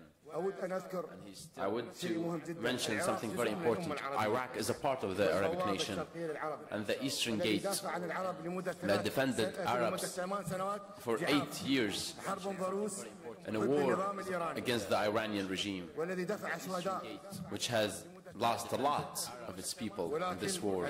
But now it's being governed by Iranian militia, by Qasem Soleimani. The other parties talked, and I will talk about Iraq, about my country, because my country is wounded by, and it's occupied by Iran. But the Americans, yes, helped to get rid of Saddam regime, but they gave the country to the Iranian regime. I want to my Arab brothers that the Arab stays the jewel of the Arabic world, because Iraq has a long history like other Arab countries. Iraq now is facing an exceptional condition, and you know this by media. Iraq now is in the war of Mosul and the war in Huwayja soon, and we were waiting what will happen after Daesh. So we ask God to help Iraqis and Arabs, those, the Iranian regime that made the Middle East battlefield, and all the conspiracy that we're witnessing in the world and Iraq are caused of the Iranian regime. Everyone knows that what's happening in the Middle East is the cause of the Iranian regime and its transgression. Now, even in Africa, the Iranian regime is interfering. The militias there are being paid by the Iranian regime. We want all the efforts to make, to create a powerful force against this regime and stop it in order to make the world get rid of it. And peace be upon you, my friends. نشكر الشيخ مطلب على كلمته والآن الكلمة للسيد بولا كازاكا وهو نائب سابق في البرلمان الأوروبي ومختص في شؤون الشرق الأوسط ليتفضل مشكورا. The European Parliament.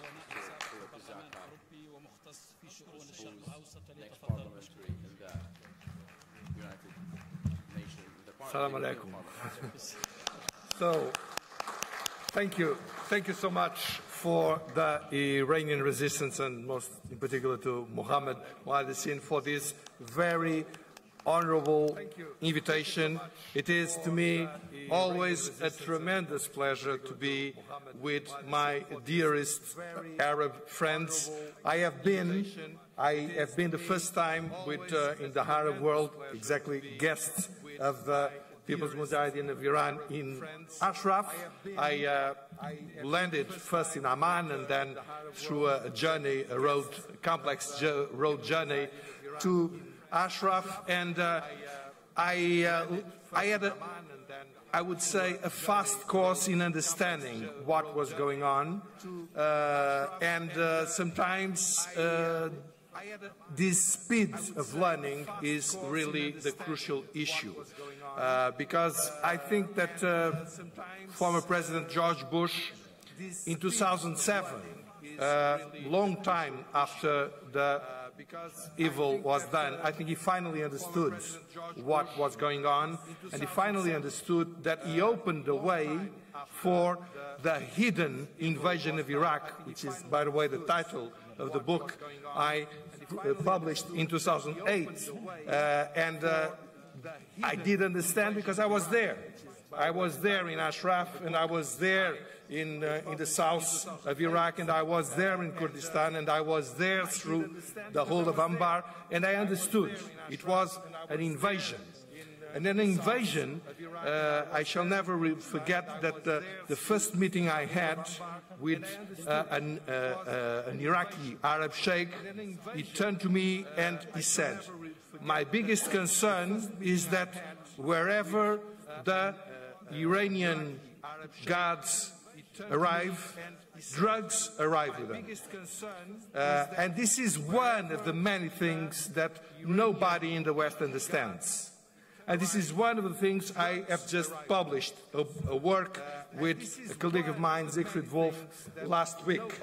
The importance of the drugs, opium and heroin and so forth, and other drugs in the Iranian strategy to dominate the whole of the Middle East and eventually the whole of the world.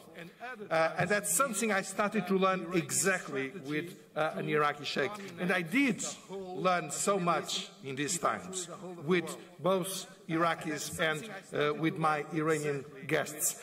Another thing I learned at the time is that Ashraf, it was April 2004, there were literally thousands and thousands of Iraqis in Ashraf. A lot of them working in the rebuilding of the facilities that have been bombed before, but a lot of others, you could find all sorts of Iraqis from all sorts of perspectives, all wanting to discuss politics and wanting to advance. And Ashraf was the nurturing house of all of these ideas and all of this democratic life. And I think that the Iranian resistance may, and it is already doing the same.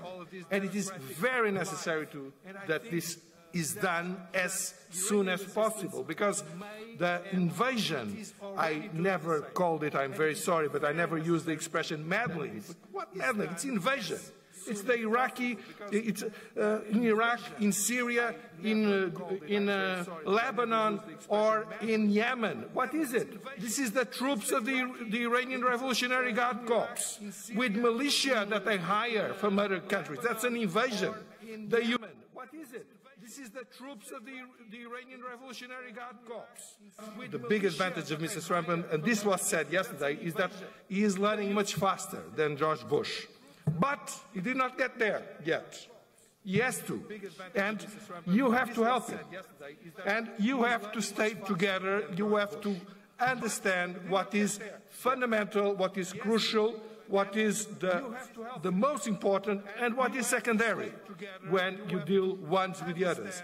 And the Arab world, and of course some others, as for instance the Kurds, that you cannot forget about them. You cannot allow them to be manipulated by the Iranian regime, which obviously that's what they want to do with everyone. All of this is tremendously important. And please, dear friends of ours, this is a common struggle, because we know they will not stop nowhere. We know, I knew it when I got to Iraq, that they wanted to go to the Mediterranean. It was obvious. They would go to Syria afterwards. It was black and on white for me. And it was also obvious that they want the Gulf. The Gulf is the most important religious sites for the Muslim world, and the Gulf, if they get the whole of the Gulf, is also very important because of the oil and the gas that they can control, especially if they are allied with the Russians. But we have to stay together. We have to work on this very hard. We have to understand that information is crucial. This morning when I got my portable phone, I just made an example. I pressed Google, where most of the news are coming. You know that there are studies showing that most of the people the newspapers are not important anymore. People are just going to the mobile and see what are the news. And what were the first news there? Sputnik, Russia Today, Press TV, as you know, the first Russian Putin propaganda, Press TV, the Iranian regime propaganda. We have to face this. That's why people don't understand. They think that the Iranian forces are fighting against Daesh. That's a big lie. They never did. They created them in the first place. And people have to know that. And you have to work on this front as well. Thank you very much for listening. And please, whenever I can be of any use, I will be here. Thank you. Thank you very much, Mr. Pulakazaka. الآن الكلمة نذهب إلى اليمن والجرح الآخر في العالم العربي السيد جمال العراضي سياسي يمني فليتفضل مشكورا أنه لم يبقى بأيدينا إلا ربع ساعة we only have 15 minutes, so we hope that you make it brief.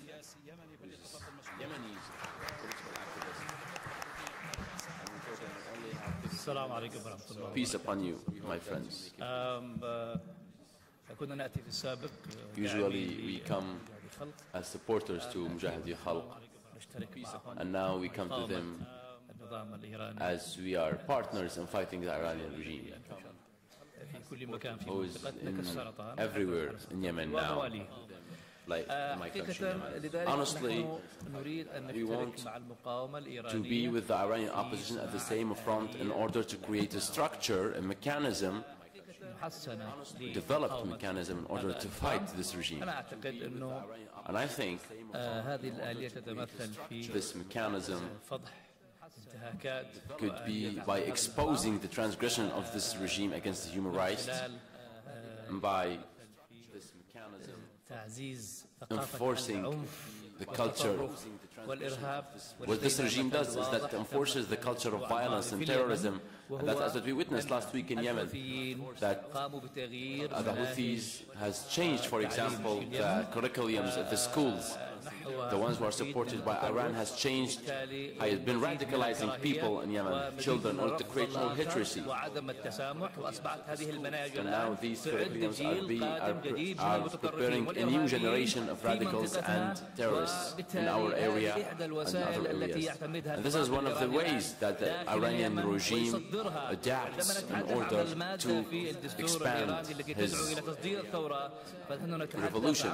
And this also exists in the Iranian constitution, actually. And that's what happens. That's what he does with all other countries. The story of Mosul is quite known to everyone. Since the regime ignored the existence of radical groups, then after that enforcing them with weapons and money in order they can survive and create more troubles and terrorist acts.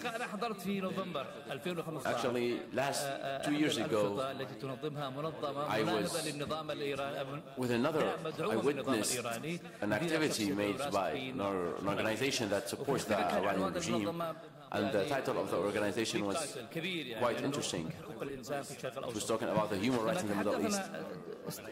When they talk, so I wanted to talk also. All who was present in that meeting was supporting the Iranian regime, and some French journalists and European journalists. And the point was to affect them. So the meeting was about Saudi Arabia. And the huge, it means like Saudi Arabia accusing it of being supportive of Al-Qaeda and Daesh and everything. It was the main source of the main subject was attacking Saudi Arabia.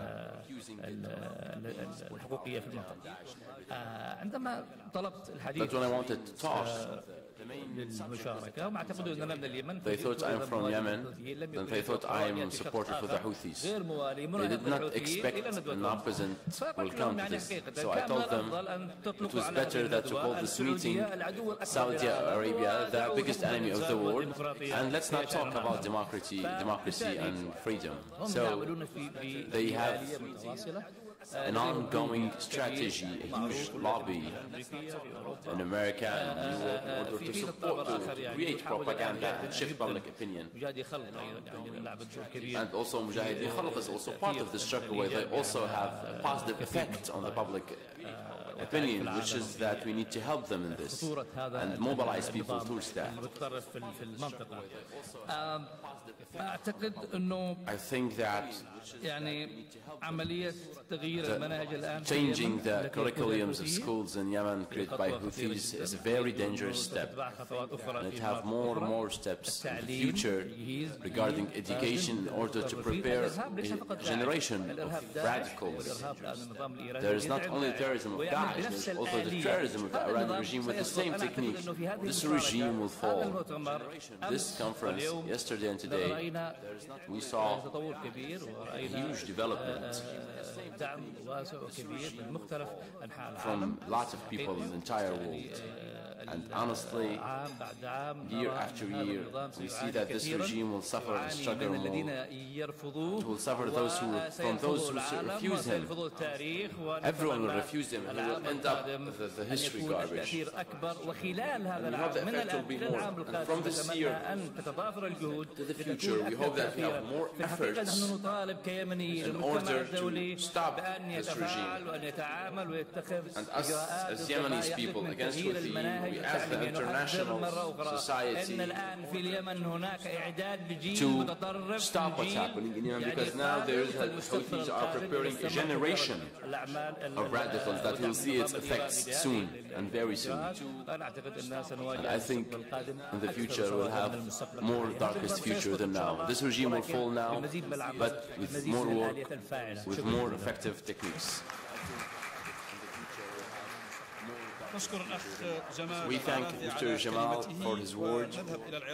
Now we'll go to Iraq one more time with Dr. Mohammed al-Shikli. We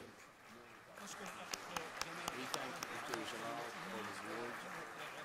Now we'll go to Iraq one more time with Dr. Mohammed al-Shikli.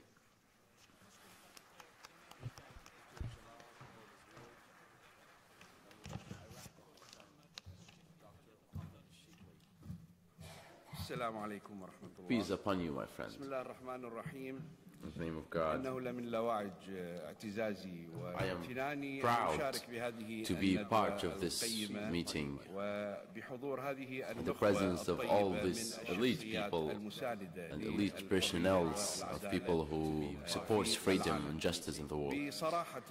Honestly, I hope to listen to researchers that can give us results and ways in order to face the Iranian regime and try to destroy it. But I'm sure that every one of you knows, and everyone talked about this before, they give a wide background to the struggle, bloody struggle between the Iranian opposition that represents the right and the evil that has been represented by the Iranian regime that has been oppressing Iranian people and terrorizing Arab people since the 79, since what's called the Khomeini revolution has started. That has created a motto that's called the deportation of revolution. And that was the first transgression created by the Iranian regime, which is transgressing the international law also, and the texts of law that are related not to interfere with the other states. But Khomeini used that motto. And this is the first problem. Us in Iraq actually faced this, and we gave thousands of murders in order to stop in the face of that regime, this cancerous regime that ate and drank from the food and the water of Iraq, then betrayed them and started a war against them. On Iraqis, on Iraq, until 1888, and when they were defeated by the Iraqi army. I don't want to talk for long. And when they were defeated, we, as Arabs, stand with the right, and we stand with all the parties that fight and defend for freedom. And of course, Mujahidi Khalq is an organization that we have worked actually with in Iraq, with the brothers from Mujahideen, Mujahidi Khalq and Sukan, and the people from Ashraf. And I'm proud to be a lawyer for my brothers and sisters in Ashraf camp. Our blood has mixed. And when Malki has committed the crimes against humanity by attacking the people of Ashraf camps, 2009, 2011, then transporting them to Liberty camp, and the tanks of Malki has helped kill the people in Ashraf camp, and also helped to kill innocent people who were protesting, Iraqi protesters against these acts. These tanks also entered, and the same soldiers entered the square where they were protesting and started killing them as long as they did with Ashraf camp prisoners. And they also killed protesters in Fallujah and Al-Bari and in Al-Hawija. I agree with Mr. Tahab al-Mujra for this legal effort, which is very valuable in order to document the crimes of the mullah regimes and the transgressions and the human law. And we also have the same project regarding documenting the crimes of the Iranian occupation, which is also the governments of the occupation, like Al-Malki, since 9th of April 2003. At the end, I say we stand with what is right, and for sure we are with those who are weakened. They always think that we are enemies of the government, but we are not enemies of the organizations. It's only the governments who commit crimes. So we ask from this point, we are holding the human principles and the human values, and we ask all the Arabic people and the Arabic government and the Iranian opposition to work together in order to stand in the face of this regime. Stand together and defend the values of the historical rights of the Arabic people, and we also respect our neighbors and the good relationship between Iran and the other Arabic world. We also commit not to interfere in the inner affairs of each state. This is the fact that we demand. This is what we demand. We will not let it away. And we work with all the free brothers from Iranian people, especially with Madam Maryam Rajawi, in order to accomplish these points and establish them so both people can live together peacefully in harmony. And we think we should stop the wars in this area. It has witnessed a lot, and I think the ground in the Middle East had a lot of blood, and this bloodshed, this bloodbath should be stopped, and we should all stand together and face this regime. And I think that, and I would say that stopping the regime interference in Syria and Iraq means the Iranian regime will fall down. I don't think so, but I think that we should cut the head of the snake directly in Tehran, that is represented in this mullah's regime. And then all will end, whether in Syria, Iraq, Yemen, or Bahrain. Peace be upon you. Thank you all. شكرا دكتور محمد الشيخلي على كلمته. والآن ندعو شكرا دكتور محمد الشيخ على كلمته. والآن ندعو all will end, whether in Syria, Iraq, Yemen, or Bahrain. Peace be upon you. Thank you all. شكرا دكتور محمد الشيخ على كلمته. والآن ندعو Peace be upon you. Thank you all. شكرا دكتور محمد الشيخ على كلمته. والآن ندعو شكرا دكتور محمد الشيخ على كلمته. والآن all will end, whether in Syria, Iraq, Yemen, or Bahrain. Peace be upon you. Thank you all. شكرا دكتور محمد الشيخ على كلمته. والآن ندعو Peace be upon you. Thank you all. شكرا دكتور محمد الشيخ على كلمته. والآن ندعو شكرا دكتور محمد الشيخ على كلمته. والآن ندعو